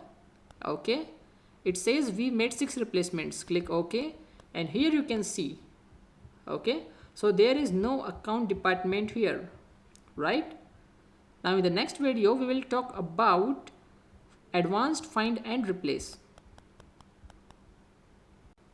In this video we will talk about something called advanced find and replace. So again, let's open Control F. Let me clear this. Okay, now here you see options. I hope all these options are self-explanatory, right? If you want to search within a sheet, then you can use this option. Okay, within a sheet or within a workbook, right? And if you want to search by rows or by columns, and if you want to look into formulas, right? And here are two more options. The first one is match case. Match case stands for capital letters or lowercase, and then match entire cell content. Okay, now this option is a little bit different. Let me show you how. Suppose there are two departments. The first one is OT and the other one is OT and then accounts, right? So when we select this option and when we want to replace OT with something called IT, then it would automatically replace the other one as well, because it has found OT common in both the cells. Okay, right? Now let's close this. Let me delete this one. Okay, so suppose I have highlighted these two things. Okay, so let's fill the colors in IT. Okay, again IT. Okay, now let's see how advanced find and replace works. So Control F, let's go to options. Okay, now this time we have selected a format, right? So click on format. Now it's asking what kind of format you want to use. Okay, so I want to choose format from cell. Okay, so find this kind of cells, okay, with this format, right? And now it's asking what do you want me to do. So go to replace, and we want to replace this kind of format with this one. So let's select other. So let's go to fill and let's select the red one. Click OK and click on replace all. See, it has changed the format of the cell, right? So this way you can use the advanced find and replace functions. Okay. Now suppose the John is the person who have recently resigned from this position. Okay, so we want to highlight it into red. So just select it. Either you can fill it the color from here, or you can use the replace function. Okay, but you will only use find and replace when you want to replace something which has previously. Okay, so let me give an example. Suppose John has joined the company and we have filled the color green, which means this one or this employee is active. Okay, so John is actively working in an organization, but for some reasons John has resigned from the company and we want to change the color from green to red. Now in this case we can use the replace function. Okay, now if you want to change the color for a single person, you can use the option something called fill colors, or if there are multiple employees, as we have seen here in these two cases of Jason and Tom, we can use find and replace, right, to make our work easy. Hey guys, now it's time for the assignment. So here is your assignment number 1. Okay, so let's see what it is. So in the first column you will get the serial number, which is 1 2 3 4 5. In the second one you will get the product names, which is iPhone 11, 12, 12 Pro and MacBooks, right? Now here in the third column you will get cost per item. Okay, so the cost is in dollars, US dollars. Okay, but we don't focus on the currency because what we want is the numbers. Okay, if we get the exact numbers, the answer would be correct. Now here is the shipping cost. Okay, shipping cost per item. Then comes your price. So price is nothing but the total of cost and shipping. Okay, so in order to get the price you have to add cost plus shipping, right?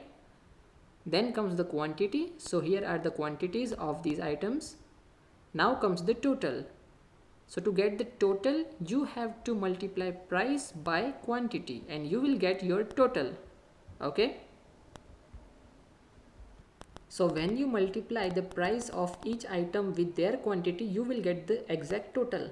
Okay, then comes the subtotal. So subtotal is nothing but the total of all these fields. Okay, so whatever number you get here in these 5, you can add them to get your subtotal. Okay, then comes the tax, which is at 5%. So we assume that the current tax rate is 5%. So to get the tax you have to multiply 5% with your subtotal, and then comes the grand total. So when you add your subtotal with tax amount, you will get your grand total. At last you have to find out how much money you have left with. So I have given you the total money, which is $15,000. Okay, so whatever number come here in the grand total, you have to subtract this number from $15,000 and you will get the money left. Okay, so guys, before watching the next video, please solve this assignment by yourself, because in the next lesson I am giving you the solution for this assignment. Okay, I hope each and every one of you have solved the assignment. Now it's time to check your answers. So let's see how you can find the exact price of the item. So again is equal to, select the cell, plus operator and select the other cell, hit enter and you will get your answer. Okay, now again repeat the same thing, plus operator and the second cell, hit enter. Now Excel has recognized this pattern. Okay, so there is no need to type the same formula again and again in each field. Okay, instead you can select this and then you can use autofill handler. Okay, see, it worked, right? So autofill handler will definitely save you a lot of time. Now let's see about the total. So again is equal to reference cell multiply by quantity, hit enter and you will get your answer. Again, use the autofill handler and see the answers. Okay. Now, let's see how you can find your subtotal. Again, we can use the formula is equal to sum bracket, select the numbers, bracket close, hit enter. Okay. Now, in order to find subtotal, you can also use AutoSum feature, right? It all depends on you. Now, let's find out the tax is equal to 5% of subtotal, which is G7. Hit enter and you will have your answer, right? Now let's find out the grand total. Again, you can use the simple method. Hit enter. So here is our grand total. Now at last we have to find out how much money we have left with. So select the cell. First of all, start with is equal to, then select the cell which is your total money, and then use the subtraction which is minus operator, and then your grand total. Hit enter and here is your answer. Okay. In this video we will talk about data formatting. So let's see how we can format the data in Excel. So by default, Excel considered all the data as numbers. So whenever you copy something from external sources and you paste it in spreadsheets, Excel will consider them as numbers only. Okay, so it will show yellow marks, and which makes it difficult to read your data. Okay, so the two most commonly used data types in Excel are text and numbers. So let me type some text which is John and some numbers like 1 2 3 4 5. Okay, so first of all, let me show you the default formatting of a cell. Okay, so right click and go to format cells. Okay, so here are the different categories available in Excel. Okay, but for now you can see by default a blank cell will considered as a general category. Okay, which means these cells have no specific number format. Click on OK. Now let's move towards the text. Okay, again check its type. So it says again general. Okay, now for numbers you will also see general. Now let's see what happens when we change its formatting. So these are numbers, but let's select the category to text. Okay, nothing much changed. Now let's do the same for the text formatting, and let's change its category to number. Okay, now it doesn't make any difference here, but when you are using some formulas, then it will show you the exact difference. Okay, let me show you what I mean by that. Suppose you want to use a date here. Okay, now let's check the format of this cell. See, it has automatically detected that the number you have typed is actually a date format. Okay, and this is the default format for a date. Okay, but now I want to change this to custom, and I want to convert this to, let's say, day and month. Click OK and you will see 1st of Jan. Okay, so it has shown me the date and month only. Now let's change the format again and let's see what happens. Let's include the time as well. Okay, or we could go for this format which says date, month and year. Okay, so this is again our default format. So you can change the cell format actually. Okay, now as a beginner, don't worry about this. my main aim is to just show you that you can change the format of a cell as per the need. Okay, so when you are typing numbers, you could select numbers, right? But this will only useful when you are using formulas, because if you are using a formula and the default formatting of a cell is set to a text, then your formula would probably throw up the data, right? So that's why it is necessary to learn about data formatting.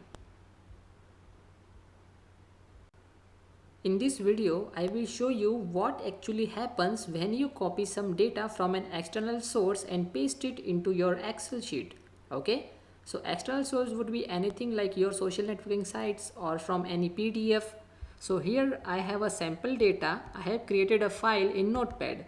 So this file in Notepad is your sample data, okay, which is from an external source. So let me copy this. So Control A and Control C. And let's paste it into spreadsheet. Okay, done. Now you might able to see all this data, okay, in a single row, and probably you think that these are in the different columns, okay, but this data might be deceiving because all these names are in a single cell and not into different columns. Okay, what I mean by that? So here is your cell number G1.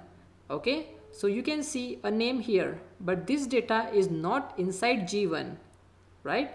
And not it is into H1. Okay, it is in a single column which is called as A1. Okay, and how do I know that? See, when you click on F1, you will see your formula bar to be empty. Your formula bar will always show you the content of a cell. So as soon as I move towards cell A1, you will see that your formula bar shows the content of cell A1. Okay, see, so the complete data is in a single cell called A1, right? So how to separate the data, right? How to sort this data into different columns? Well, we have an option, but first of all, let me select the cell where all the data is, and then let's move to data column. Okay, and in data tab, we have an option of text to columns under data tools. Okay, so select text to columns. Here we have to follow a 3-step. Okay, so step 1 is fixed width and delimited. Now I will teach you both of these things in the coming lectures, but for now let's select delimited.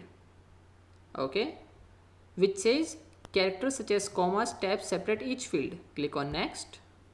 Here it's asking you, okay, Excel is asking you that how you want to set your delimiters, okay, which means how you want your data to be differentiated. What is the common sign between the complete data? So if you see carefully in our data, we have a common thing called comma. Okay, so I have used a comma to separate two different names, right? So let's uncheck this and let's select comma. See, whenever we have used comma, it has replaced it with a line which divides the two names into different columns. Okay, so all our names are now categorized into different columns, right? Again, click next, leave all things as it is, and click on finish, because it's asking you for the column data format, so we leave it to general. Click on finish and you will now see that the different names are in different columns. See, now E1 has its own data, G1 has its own data, correct? So this way you can make your job much easier, right?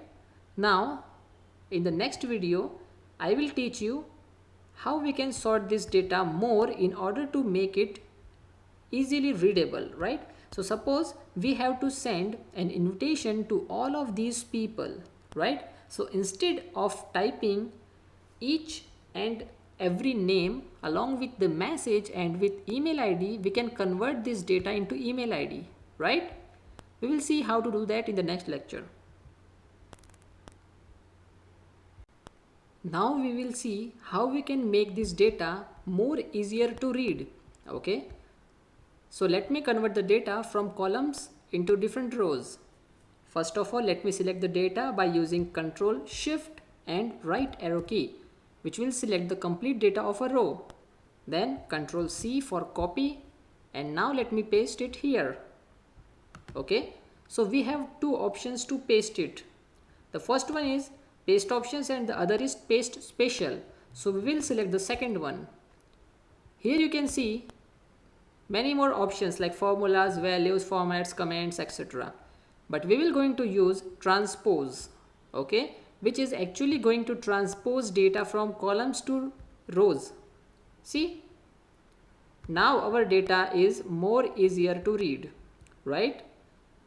Now here you notice one more thing, that from second onwards, okay, you will see a space before starting of a name, right? Now this space comes from your notepad file, because I have differentiated names and I have given a space after comma. Okay, so now let's see how we can remove this space. Okay, the first way and the easier way is to go here and select delete. Okay, but what happens when the data is in thousands? Okay, suppose the names are more than 2000s. Okay, at that time it is not possible to go to each name and then remove the space. So in Excel we have one more option called as trim. Okay, so let's see how we can use the trim formula. Again is equal to trim, bracket open, select the cell or select the text and then bracket close, hit enter, right? Now let's do the same thing for this cell. Is equal to trim, select the cell, enter. Okay, now instead of typing trim again and again, we can use autofill handler. Okay, because now Excel has recognized the pattern. So let me select all these and you can see we have new names without the space. Okay, now I know that it doesn't make any difference for the original cells, okay, but it would do the job. Now let's explore some more options. Let's see how different text function actually works.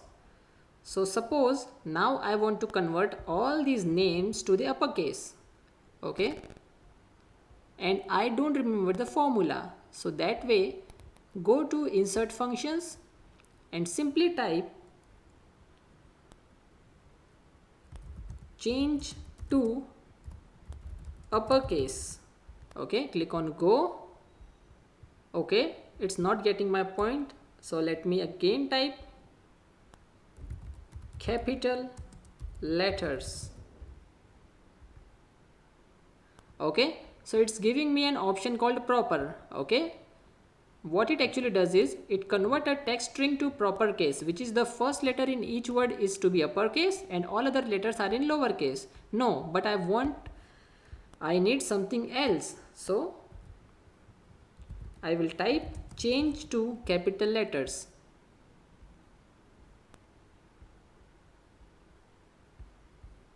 Now let me type uppercase. Okay, so we have got the formula. We can use uppercase in order to convert a text string to all uppercase letters. And now let's search for lowercase. And you will see the lower option, which will convert all letters in a text string to lowercase. Okay, but you may see proper, which is common in both, because it will provide you a capper which also uses a function of uppercase and lowercase, right? Let me cancel this. Now let's type the formula here, upper, and then select the cell, hit enter. Okay, so it has converted the name into uppercase. Okay, so all letters are now in uppercase. Again use the autofill handler, done. Okay, now let's try to convert all these into lowercase. Again we will use the formula lower, and then in brackets we will select the cell, bracket close, enter. Use the autofill handler and drag it down, done. Now let's see the third one, which is proper. Okay, so let's use proper. Again use the autofill handler, it would save you a lot of time, done. Okay, so you have learned how to convert a data which is in different columns into rows, okay, to make it easier to read, and then how to convert them into uppercase, lowercase and proper case. Okay, and we have also learned how to use a trim function, right?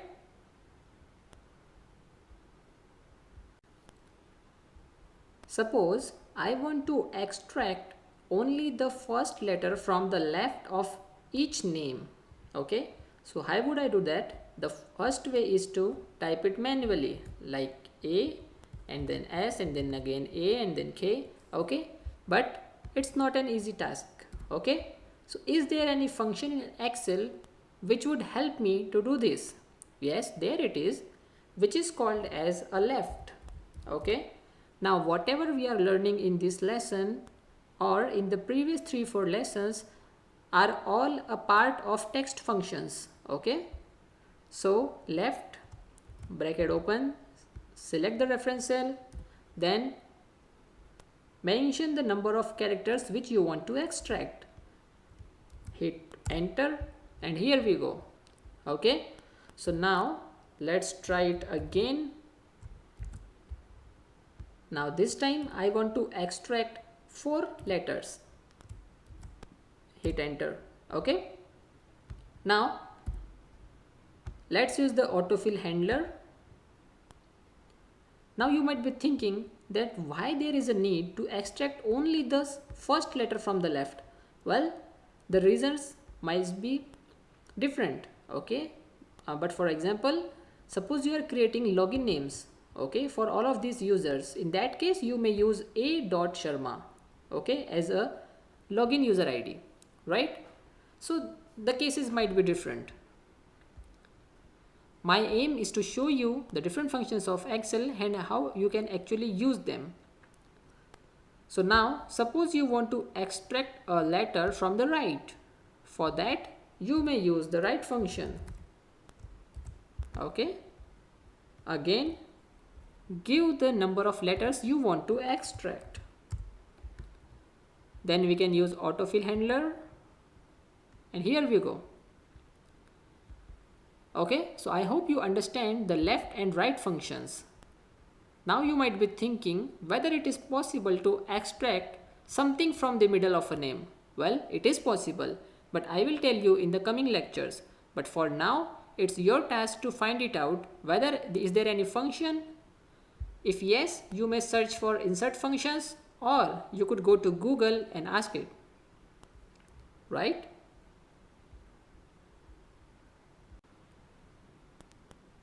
In the previous 3-4 videos, we have learned a lot of things about text functions, but still we are unable to achieve our final goal. So what is our end goal? Our end goal is to convert these names into email IDs. So the name is Anurag Sharma and the email ID would be anurag.sharma@gmail.com, right? So how would we do that? The first option is we can use Ctrl F and then we can search for a space in between the names, and then we can remove with dot, and then we have to add @gmail.com. And the other way is to use an option called concatenate. Okay, so it's an inbuilt function in Excel. So we would go with the second option. So let's see how we can use that. First of all, let me remove all these things. Done. Now let's split the data first and then we will add it again. So to split the data, we will go to data and then again we will go to text to column function, right? We will using delimited Now this time we want to separate data using space instead of comma. Okay, because you can see that there is a space to differentiate between first name and last name, right? So let's click on next, okay, and click on finish. But you will see nothing changed. Do you know why? Because remember in the one of our previous lecture I told you about a function called formatting, okay, cell formatting. So see here in the formula bar it says that the text you have selected is not a text, instead it's a formula, right? Let me select a cell, it says it's a formula and not a common text. So whenever your cell type is different, for example your cell type is a formula, okay, and you are planning to copy a text, it won't work, right? Okay, so let's see how to change this. First of all, let's copy the data and paste it in a new column, or you could paste it in the same column as well. Let's use the option called paste spatial. This time we want to change the format, so we will select values instead of formula. So this option will paste the same data, but it removes the formula with normal text, right? Okay, so I hope you understand. Now all these cells are converted to the text values. Now let's select the data again and now try to split the data. So next, next and finish. See, it worked, right? So whenever there is a formula inside a cell, the other formula won't work. Okay, so now let's see how we can add these two. So we are going to use a function called concatenate. Okay, so let's search for concatenate.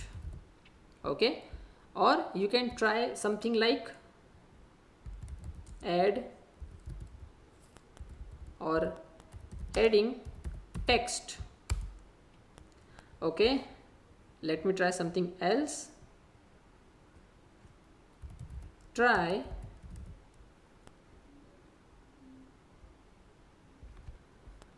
okay, so let me try this one which says join several text. Okay, so we have a function called concatenate which actually joins two different strings into one. Click OK, and now it's asking to select a text 1. So text 1 would be this one, okay, and text 2 is dot, because we want to add a dot in between first name and last name. So let's select the third text which is Sharma, and now let me add the last text which is @gmail.com. okay, so whenever a text is not available you have to type it manually. Click OK, and here we go. See, we have got the email address, right? Now if you want to type it manually, you could do the same. So concatenate, here it is. Okay, we have to type it completely. So concatenate, open bracket, select the first name, comma. Now we don't have dot here, okay, so we can't select that. So we have to insert dot inside a quotes. Okay, so dot and then again comma, select the last name, then comma, then quotes, @ and then we have to add gmail.com inside quotes, right? Close the brackets, hit enter. See, it worked, right? So now let's apply the same formula for all these names. Done. So now we have achieved our final goal, which is to get the email IDs using the names.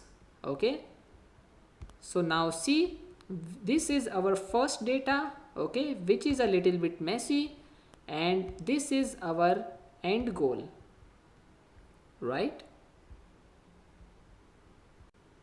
Okay, so we have learned a lot of things in text functions, okay, and whenever we try to split a data, we have used a function called text to columns, okay, and inside that we have used delimiter, okay. But what if we go with the fixed widths? Okay, but for now, first of all, we have to convert this data into normal text, because if you see at the formula bar, then the format of these cells are actually a formula and not the normal text. So let's copy the data, and now let me paste here using paste special, and let's convert it into values. Done. Okay, so now let's select the data, and let me go to text to columns and select fixed width. Click on next. Now here you can see this is the data preview, okay. So now we have a choice of adding a separation line wherever we want, right? Suppose I have selected this, okay. So here is, I want the data to be split under this line, okay. It doesn't matter how many characters are dividing, but I simply want to add a line. Then click on next, click on finish. See, the data is splitted, right? So the first letter are in a single column and the rest of the characters are in the second one, okay.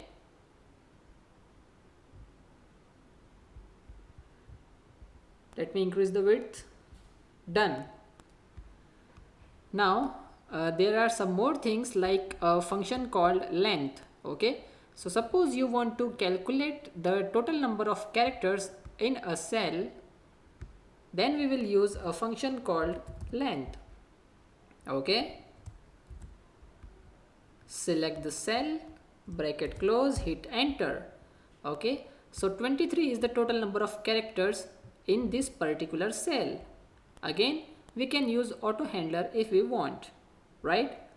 Now there is one more function called count. So let's see how does it actually works. So let me enter some numbers here, okay, and let's do the same thing for columns as well, okay. So the count function basically counts the numbers, the total numbers in a row or a column, right? So is equal to count, select all the cells which you want to calculate and hit enter. So it says there are total 5 numbers. So 1, 2, 3, 4, 5. That's correct, right? Now let's count the number of rows, okay, sorry, the number in a columns. So is equal to count, again select and close the bracket, hit enter. So the answer would be 4 because 1, 2, 3 and 4, right?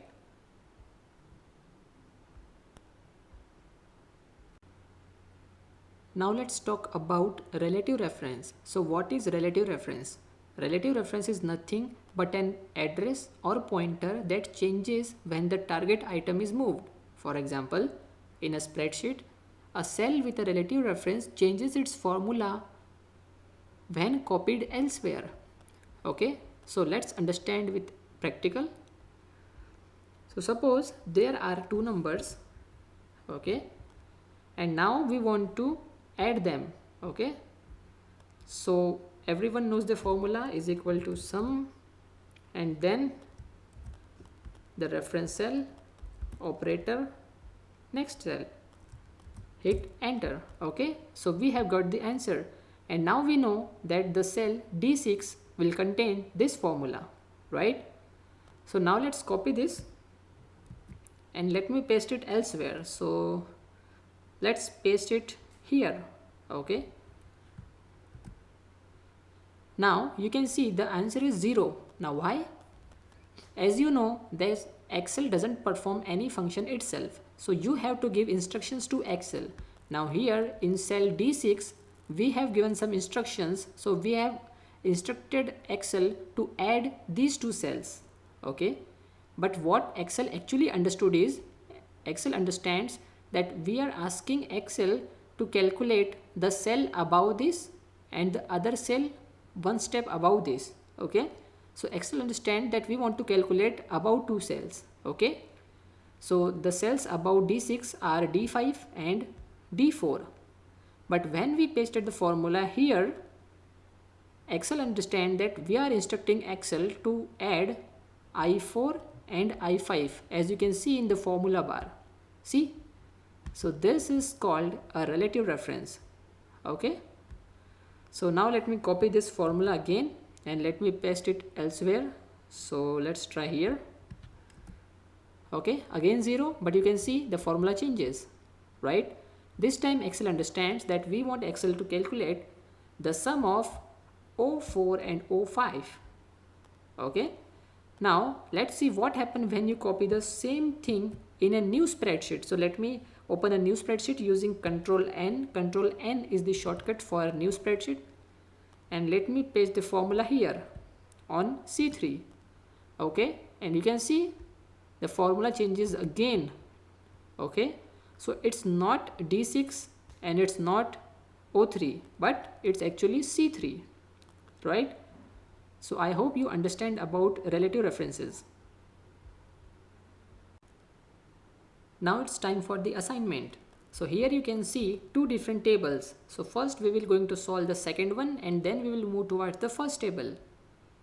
So here you can see we have a product called a TV, mobile and laptop. Okay, and here are the cost for different products and here are the tax.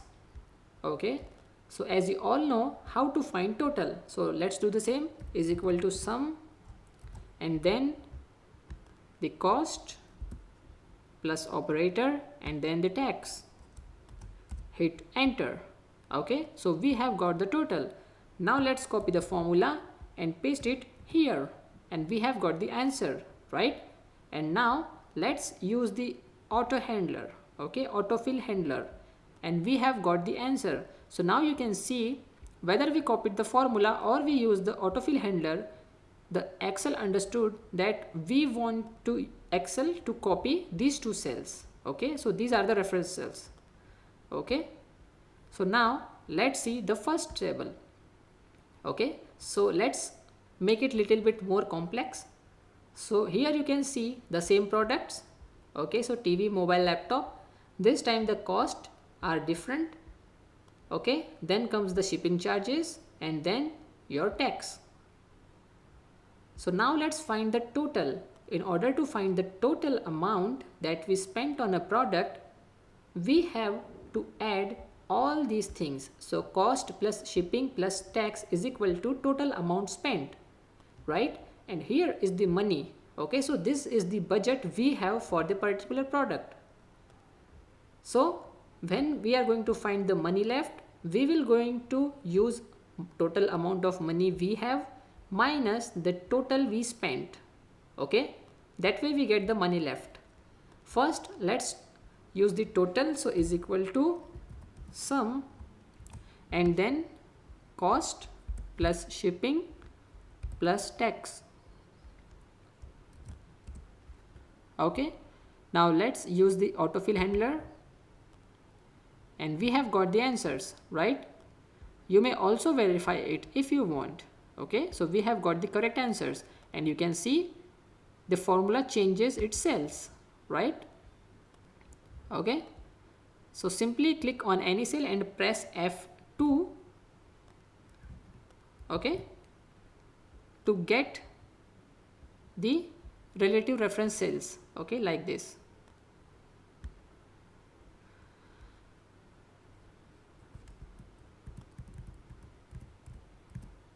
Okay, leave it. So now let's find out what money we have left. So let's use is equal to and simple formula, the cell minus total, right? Hit enter and we have got the answer.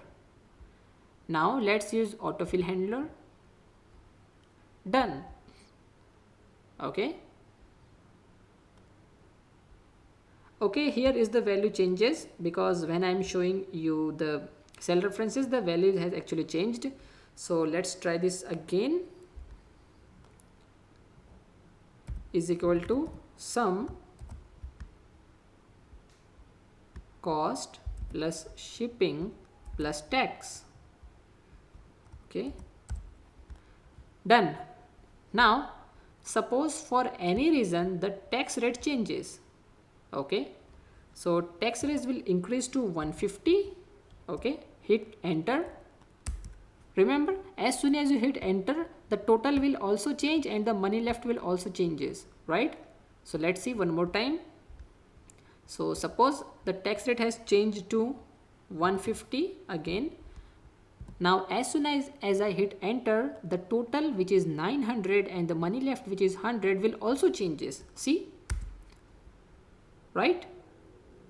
One more thing, if you change the money you have, okay, so let's change this to 2800. So as soon as I hit enter, the money left will also change.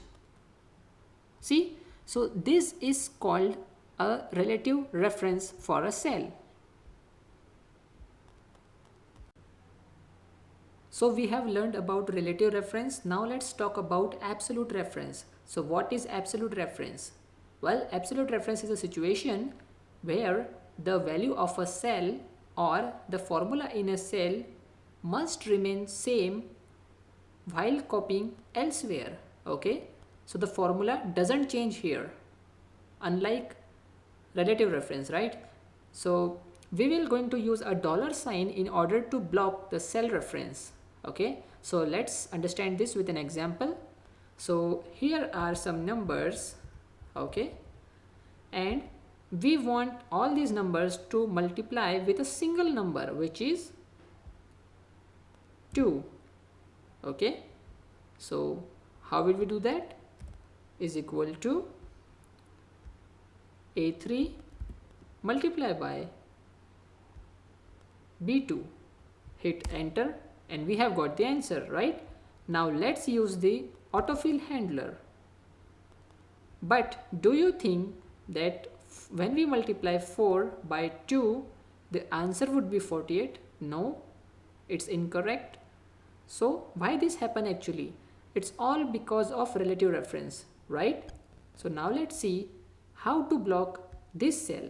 Okay, because we want to multiply this number with 2, again 2 by 2, then 3 by 2, and then 4 by 2. Okay, so let's see how to do this. So in order to block a cell called B2, we will going to use dollar sign. Let's see how to do that. So here is the formula in formula bar. Let's select B2, okay, and use F4. So press F4. Okay, so it changes to $B $2, and if I hit F4 again, you will see B $2, and if I press F4 again, it changes to $B2, and if I do it again, it comes back to normal. So let's see what is actually happening here. So let me explain with the help of notepad. So okay, so first of all, let me increase the font size and let's change it to 24.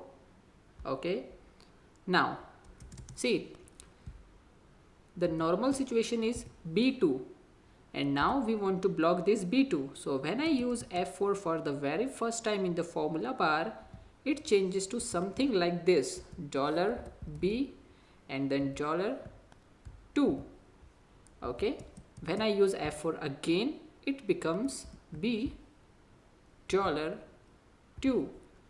and when I use again, it becomes $B2, and if I use F4 again, it come back to the normal mode, right? So what are these things? See, you understand that this is the normal cell. Okay, so B2 is a cell reference. Now dollar is used to block a particular thing in Excel. For example, $B$2, which means it's going to block. Okay, so it's actually blocking rows and column. Okay, row and column which we have selected, right? And the second thing, which is $B$2, which means it is blocking a row. Okay, so it's blocking a complete row, right? And now here in this situation, it is actually blocking a complete column, right? And again we will return to normal, right? So this is also normal. Now I hope you understand. Okay, so in order to block a cell, we will use this one. Okay, because it says block row and column where they are intersecting. Okay, so they are crossing each other at the cell B2, right? Because we don't want to block the complete row or a complete column, right? So let's do that, and let's select this again and use F4. Okay, so now it will work. Okay, so hit enter and let's use autofill handler. See, it worked. So 1 multiplied by 2 is equal to 2, 2 2s are 4, 3 2s are 6 and 4 2s are 8. Okay, so this way you can block a particular cell. Now let's see one more example. Suppose you have a car and you are traveling a distance of 200 kilometers. Okay, again by car you will travel 300 kilometers, and then using bus you are going to travel 500 kilometers, and then again using bus you will travel to 300 kilometers. Okay, now let's find out the total cost you spent on the gas. Okay, so the fuel cost would be, suppose, 9 per kilometer. Okay, per kilometer. So how would you calculate the cost of these different things? Okay, so if you travel by car, the gas cost would be 9 per kilometer, and if you travel by bus, the fuel cost would be somewhere around 5 per kilometer. Okay, so these are two different things. So this one is for car and this one is for bus. So here we will use the formula is equal to, again, cell multiply by car.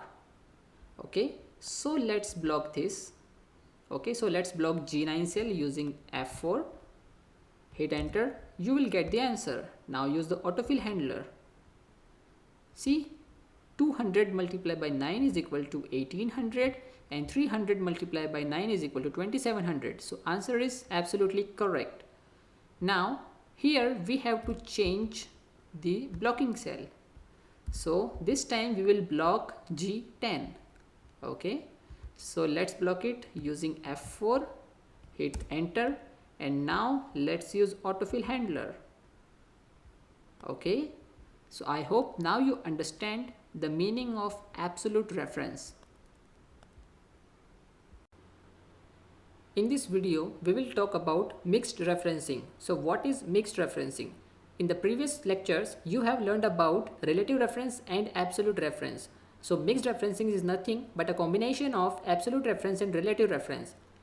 Okay, which means when we use absolute referencing and relative referencing at the same time, okay, when we use the combination of these two references, it is called as mixed referencing, right? So in the previous video, you have learned about a dollar sign which we use in order to block a cell or a row or a complete column, right?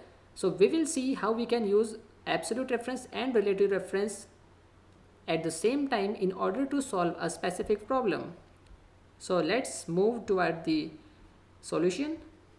Now suppose here are some numbers, okay, so 1, 2 and 3, again 1, 2 and 3. Now I want to multiply the numbers. For example, I want to multiply this with this.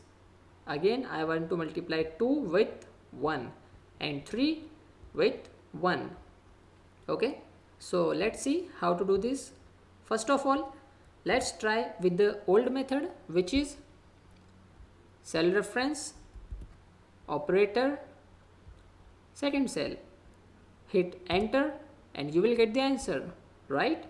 But when I use the auto handler, okay, autofill handler, you will able to see that 2 ones are 2 is correct, but 3 ones are it not 6, okay, which means there is something wrong. So let's see what happened. So in the first cell it is absolutely correct, but when you move towards the second cell, okay, let me delete this first. Let me solve this again. So is equal to this multiply by this, hit enter. Okay, now let's see the formula here. You can see it's multiplying A3, which is correct, but with B2 and not B1. Okay, and what we want is we want to multiply A3 with B1 and not B2. Okay, and here we want to multiply A4 with B1. We want B1 to be constant in all of this. Okay, but you can see as we have used autofill handler, this position is also changing. See, here we have multiplied A4 with B3 and not B1. Okay, so how to solve this? As you have learned in the previous lecture, that we can select this and we can use F4 in order to block it, right? Okay, so let's try this here. Okay, so leave it here and let's move to here and let's block B1 using F4. Done. Okay, now let's use autofill handler. Now you have got your answer. Okay, so if you see the formula, now B1 becomes constant and these numbers are changing. Okay, that's what we want exactly. Okay, so now let me use the autofill handler to the right, but you can see the same answer, which means we actually want Excel to multiply 1 by 2 and 1 by 3, again 2 by 2 and 2 by 3, but what's actually happening is this cell becomes constant because we have blocked this cell. Okay, so the same way the same numbers are multiplying with this. Okay, so 1 ones are again 1, 2 ones are again 1 and 3 ones are again 1, right? So it's not right. See, it's multiplying B2 with B1. When you come here, you can see C2 into B1. Okay, but what we want this number to multiply by this. Okay, and again this number to multiply by this. So let's see how to solve it. So first of all, let me delete this. Now let's see the final solution, which is called as mixed referencing. So again, let me try this first into this. Done. Now let's see what we have to change in order to use mixed referencing. Okay, so here we want to block B1. Okay, and here we want to block A column. Okay, so first of all, let's block A column using F4.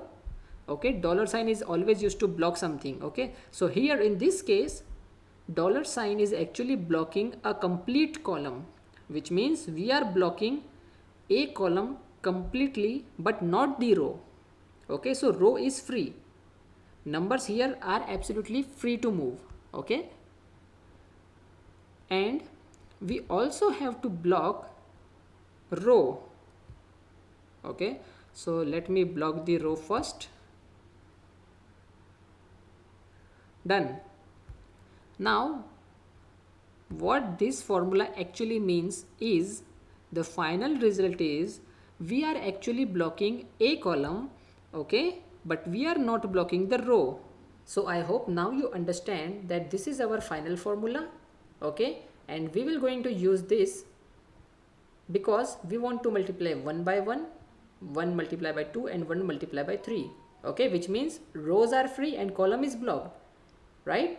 And when we move here, the formula changes automatically, okay, to give us the right answer. So let's use the autofill handler and let's see whether it works. Yes. Now let me drag it to the right. See, it worked, okay. So the final formula would be this, okay. So when we move here, okay, by using autofill handler, the formula changes automatically. See, it says block A2, which is this, okay, but not the row numbers, okay. So 1 has changes to 2 and 2 has changes to 3 as we want, right? So I hope now you understand. So let me give you an exercise. So again, here are some numbers. So let's say 2, 4, 6, okay, and again 3, 4, 5, 6 and 7, okay. Now it's up to you how you can solve this. Our next topic is data validation. So what is data validation? Data validation is again a feature in Excel which allows you to define some restrictions for user input, which means what data a user is allowed to input in a cell and what not. Okay, so you can define them. You can define a range of data which is allowed and which is not.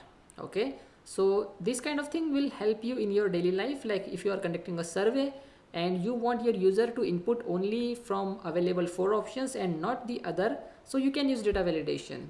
Let's see with an example. So let me create some data like name of your friends, okay, and then their contact number,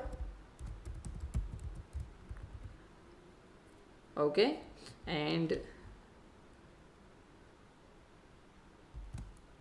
do they eat apple on daily basis, okay, and then quantity, okay, and if they prefer exercise daily or not, okay.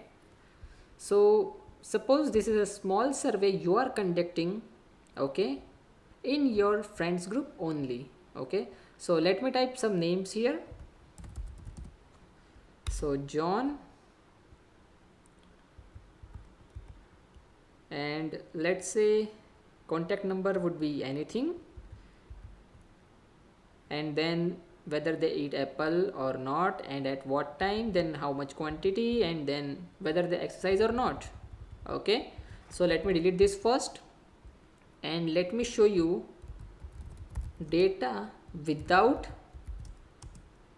data validation, okay, and then when you are using data validation. So I will show you the difference between the two, okay, which will also help you to find out how useful it is, okay. So the data without data validation would be something like this.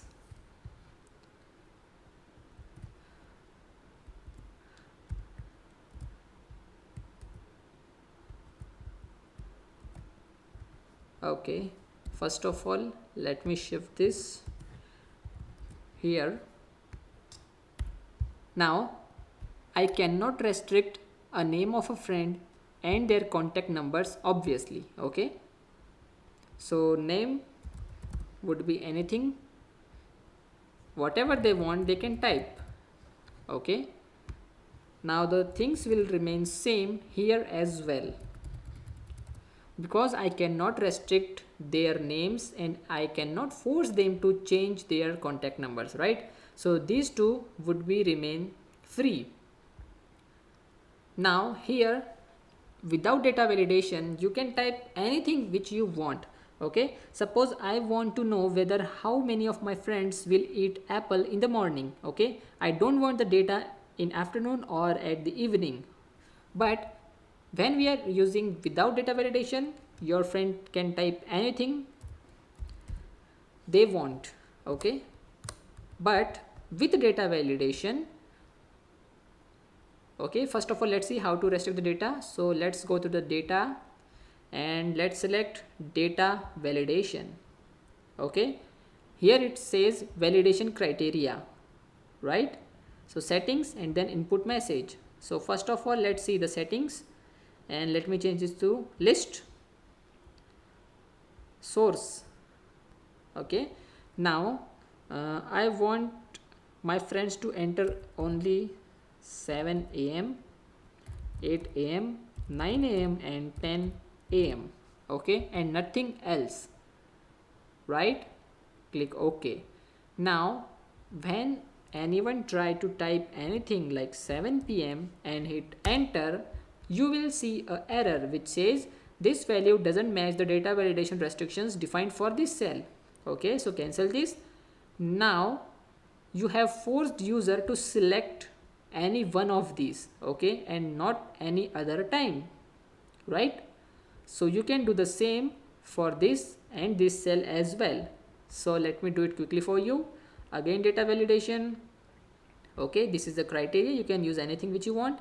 If you want your user to use whole number, you can use this, but now I want only list. Again, quantity would be 1 and 2. Okay, so you cannot use anything other than 1 and 2, right? You can do the same thing for this as well. You can use yes or no, okay, and nothing else, right? So this is the basics of data validation. Now in the next lecture, I will show you the different types of data validation. Now let's talk about types of data validation. So you can restrict data to predefined items in a list. Okay, so this is the same thing which we have done in the previous lecture. Okay, remember this sheet here. Okay, so we have provided a list and a user can only input among these 4 options and not any other data. Okay, okay, so next thing is you can limit the number of characters, okay, or text, okay, in a particular cell.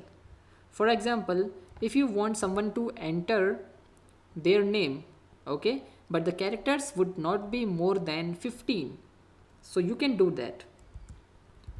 Then you can also restrict time, you can also restrict date, okay, obviously based on a certain time frame, okay, and you can also restrict numbers. Okay, for example, you only allow user to enter number from 1 to 50, okay, and not more than that. So if someone tries to enter 55, then Excel will show an error of data validation. And the last is you can validate data based on formula or values in other cell. We will see this in the practical. So let's jump to the practicals. Now let me open a new sheet and let me leave this sheet open just for reference to use the last formula, which is validate data based on formulas. Okay, now suppose this is the area where you want to apply data validation. Okay, so let me highlight this. Okay, all borders done. Okay, so now you want users to input numbers from 1 to 100 only, okay, and not any other number. And you want users to show some error message, okay, or some customized error message. So let's see how to do this. First of all, let's select the area where you want to use data validation. Go to data and then data validation. Here you can see three different options. The first is settings, then input message, and then error alert. Let's see one by one. First is settings, okay, so let me change any value to whole number. Right now it's asking whether you want data between some numbers, okay, or equal to any number, or greater than or less than any number. So let's leave it to the between, and minimum number is 1 and maximum is 100. So a user is allowed to enter any number between 1 to 100, okay, and not any other data. Now let's move to input message. It says when a user select a cell, an input message will be shown, okay. So the title would be anything like enter numbers only, okay, and the input message would be you may allowed to enter numbers between 1 to 100 only, okay. And if someone tries to enter any other number, then show them an error message of stop, warning, or information. So let's use stop, okay, and the title would be stop.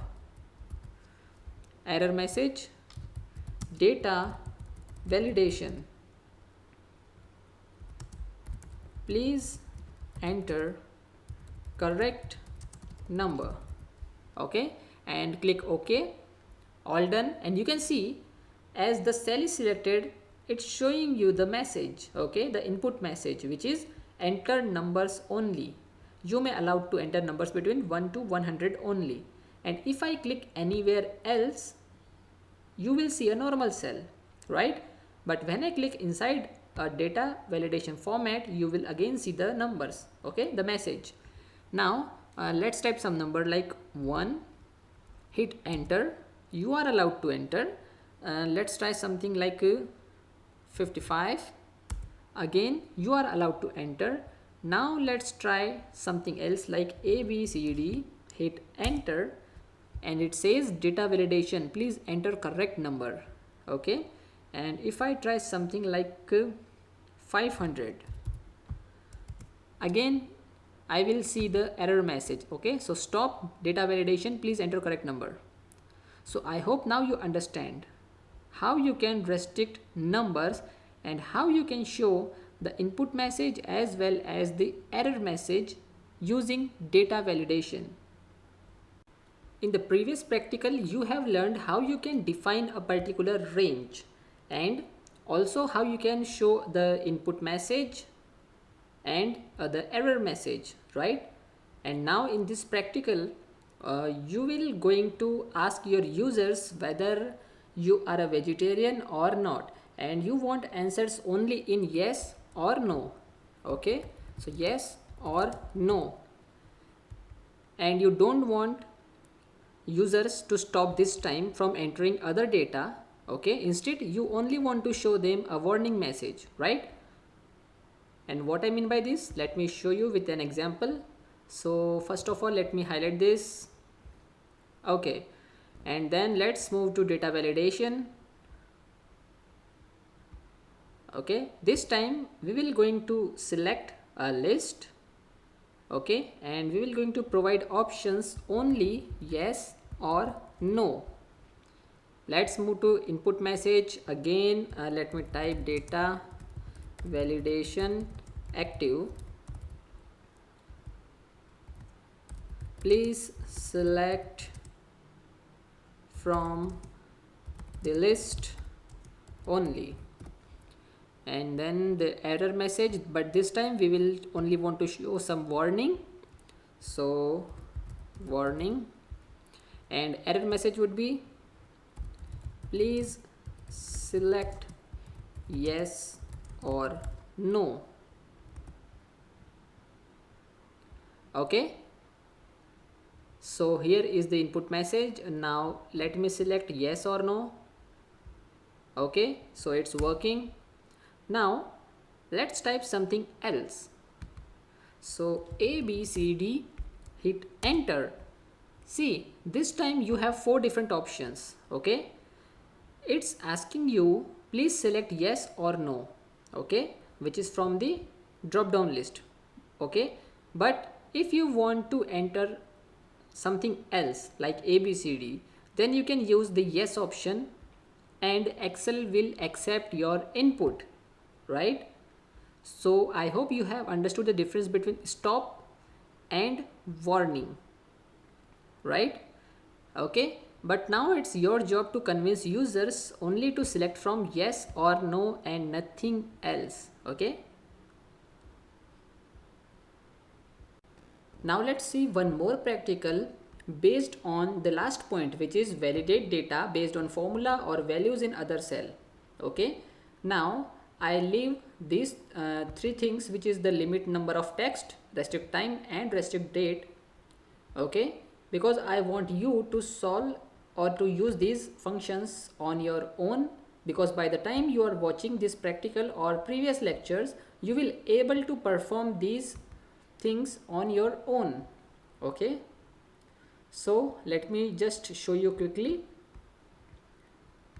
So again, we have selected some cells. Let me highlight this first.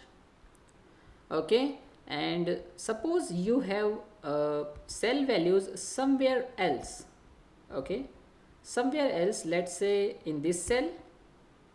Okay, so let me type some values like numbers. Okay, and then again 1 2 3 4 5. Done. Now these numbers could be anywhere in the spreadsheet or in the another spreadsheet, that doesn't matter. Okay, so okay, so let me select this and let's apply the data validation. Again, select from list. See, every time in the previous lectures I used to type source on my own, but this time we already have a source somewhere else.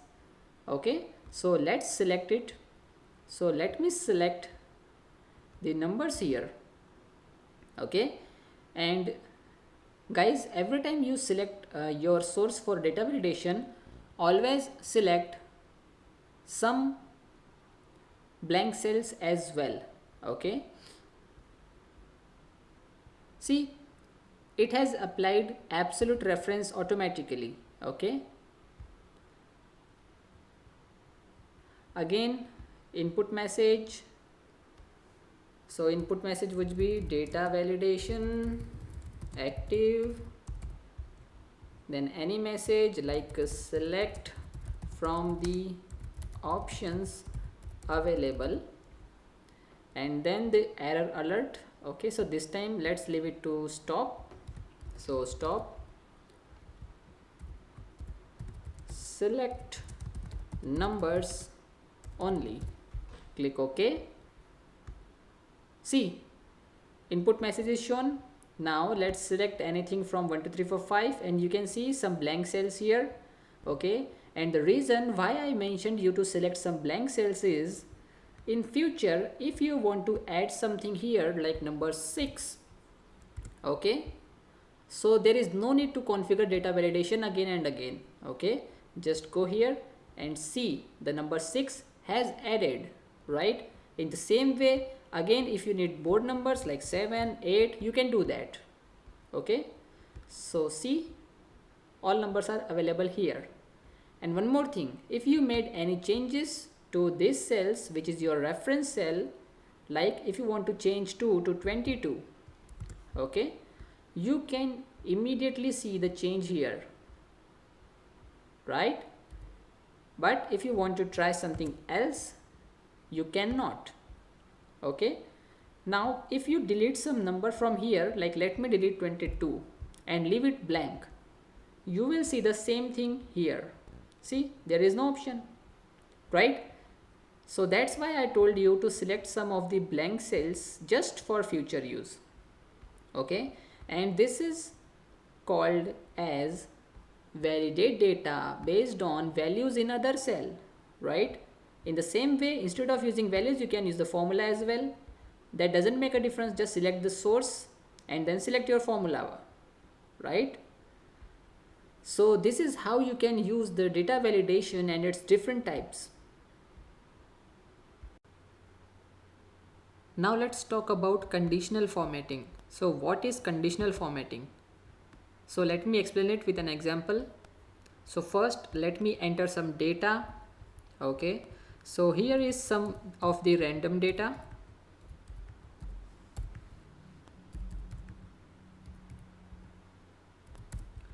Okay, now suppose I want you to highlight the number which is greater than 50.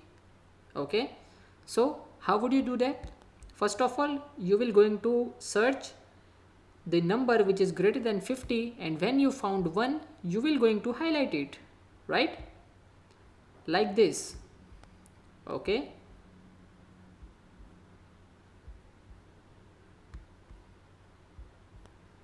and last one.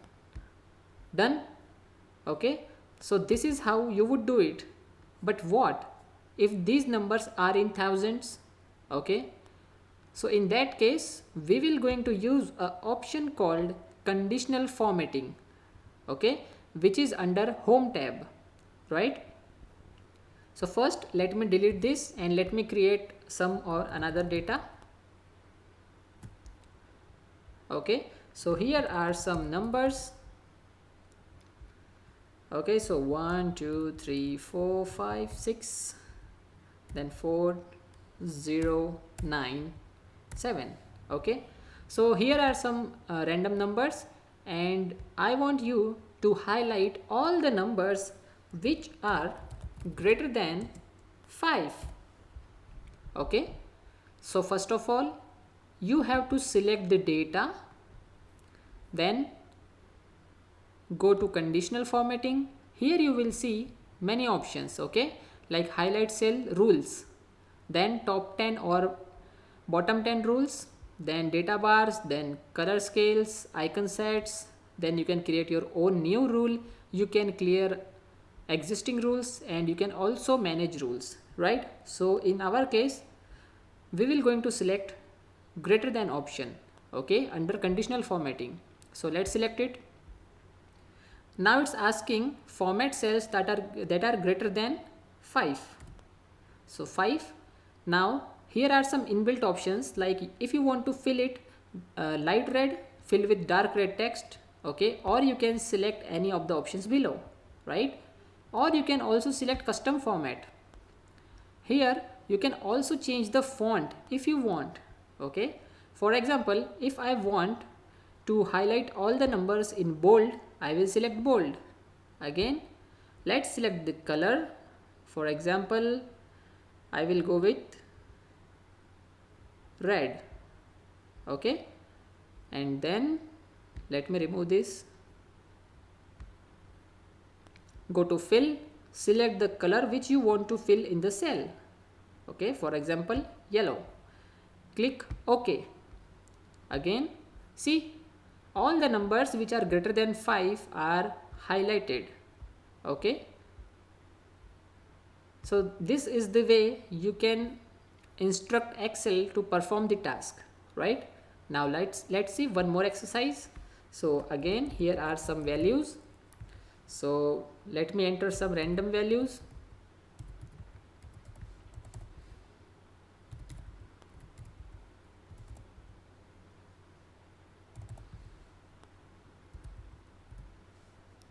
Okay, now I want to highlight the numbers starting from 0, okay. So this is the base value 0, and I want all the numbers till 22, okay. So I want to highlight all the numbers between 0 and 22. So again, select the data, go to conditional formatting. This time we will select the option called between. Now here, instead of typing number, what we can do is we can click here and then select the value. Again, select the next cell. Okay, so it will block this cell. Okay, and then okay, see, all the numbers between 0 to 22 are highlighted. Okay, so this one is greater than and this one is between two numbers. Okay, and there are some more options as well, but for now let's see how we can remove these rules. Okay, so the first option is select clear rules. Here you can see two options. The first one is clear rules from selected cells, that is clear rule only from the data which you have selected, or you have an option of clear rules from entire sheets. So suppose there are 10 different databases in this sheet and you want to remove all of them at once. In that case you will select the second option, but for now let's select the first one. See, the rule is now cleared. Okay, and if I go to conditional formatting again and click clear rules, select this second option, you will see all of the rules in this entire spreadsheet is now cleared. Now you might be thinking that where you would going to use conditional formatting in the real world. Well, suppose you are a storekeeper and in your store there are many products.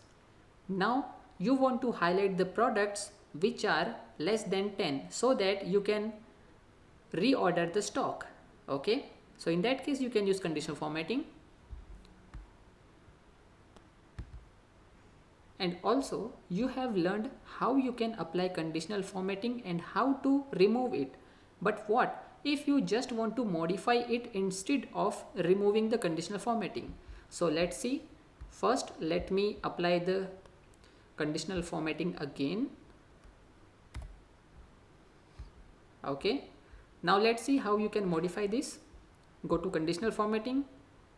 Here you can see manage rules. Okay, it says create, edit, delete and view all conditional formatting rules.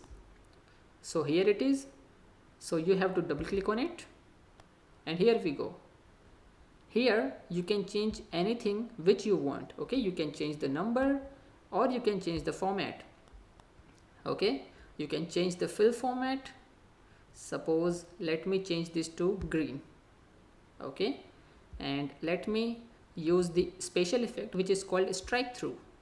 Okay, and now click OK, again OK. Now click on apply. Okay, see, it's changed, right? So this way you can modify it. Also remember, this data has conditional formatting, right? So if I change this number which is 3 and I change it to 8 and I hit enter, it will automatically highlight the number, right? Or if I change 6 into 3, you will see there is no highlight. Okay, because 3 is less than 5, right? So this way you can use conditional formatting. Okay, now let me give you one more data. Okay, so let's take the example of this data. So here is the data. I want you to highlight the numbers which are less than 22. Okay, this time less than 22. Okay, and I also want you to highlight the numbers which are greater than 80. Okay, I am not typing the complete sentence, but I hope you will understand. And the third is I want you to highlight the numbers between 30 to up to 70. Okay, but remember one thing, the numbers which are less than 22, I want you to highlight them as yellow. Okay, and the numbers which are greater than 80, I want you to highlight them as green, and the number which is in between 30 to 70, I want you to highlight them as red. Okay, so how would you do that? Well, just pause the video and do it yourself, and once done you can resume it. Okay.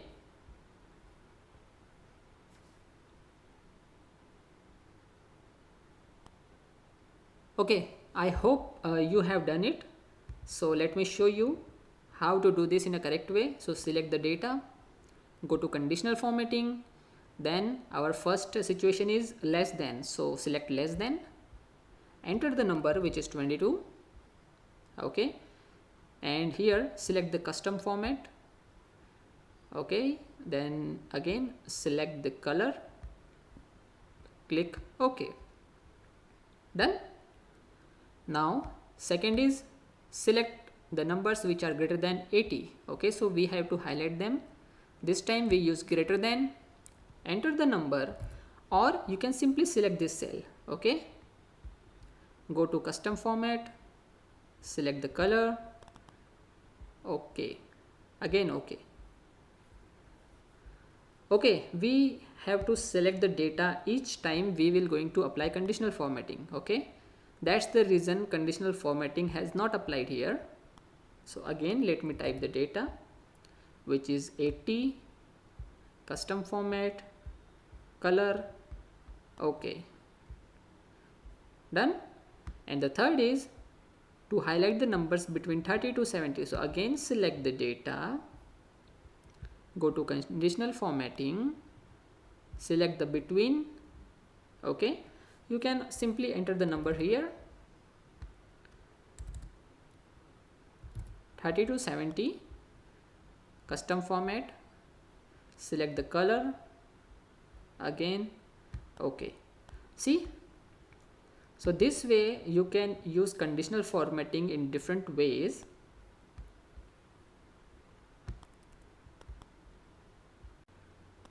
So you have learned about conditional formatting.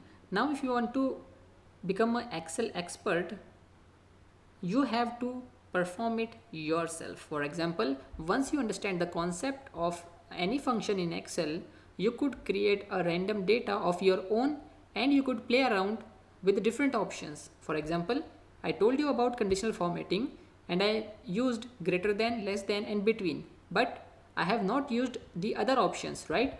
So you could create your own data and you can use them. They are very easy to use and understand, right? So here is one more data. So let's see what it is. So these are some products. I hope you understand that these are 10 different products. Okay, so P1 is product 1, P2 is product 2. Okay, so these are different items and these are sales figure. Okay, these are for day 1 and these are for day 2 and these are for day 3 of a month, right? So you can also use conditional formatting in different ways, like you could go for data bars. Okay, so let me select this one. Okay, see, it has highlighted something like this. Okay, it depends on number. So if I increase the number here and if I hit enter, let me increase some more. See, you can see a bar. Okay, so green means more sales, right? So let me increase the numbers.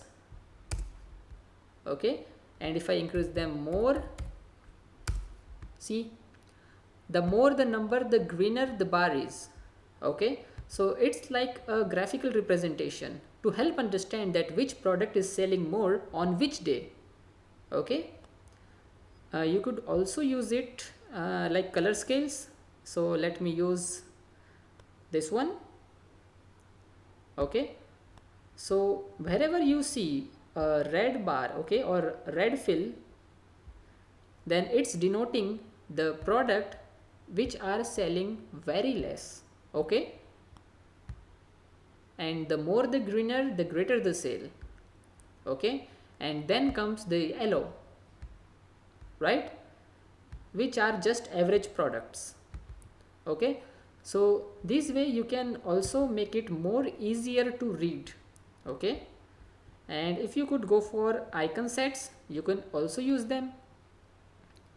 Okay, See, you can use the three different options, right? So this way you can differentiate a data and it's looking like a graphical representation to help understand your data better.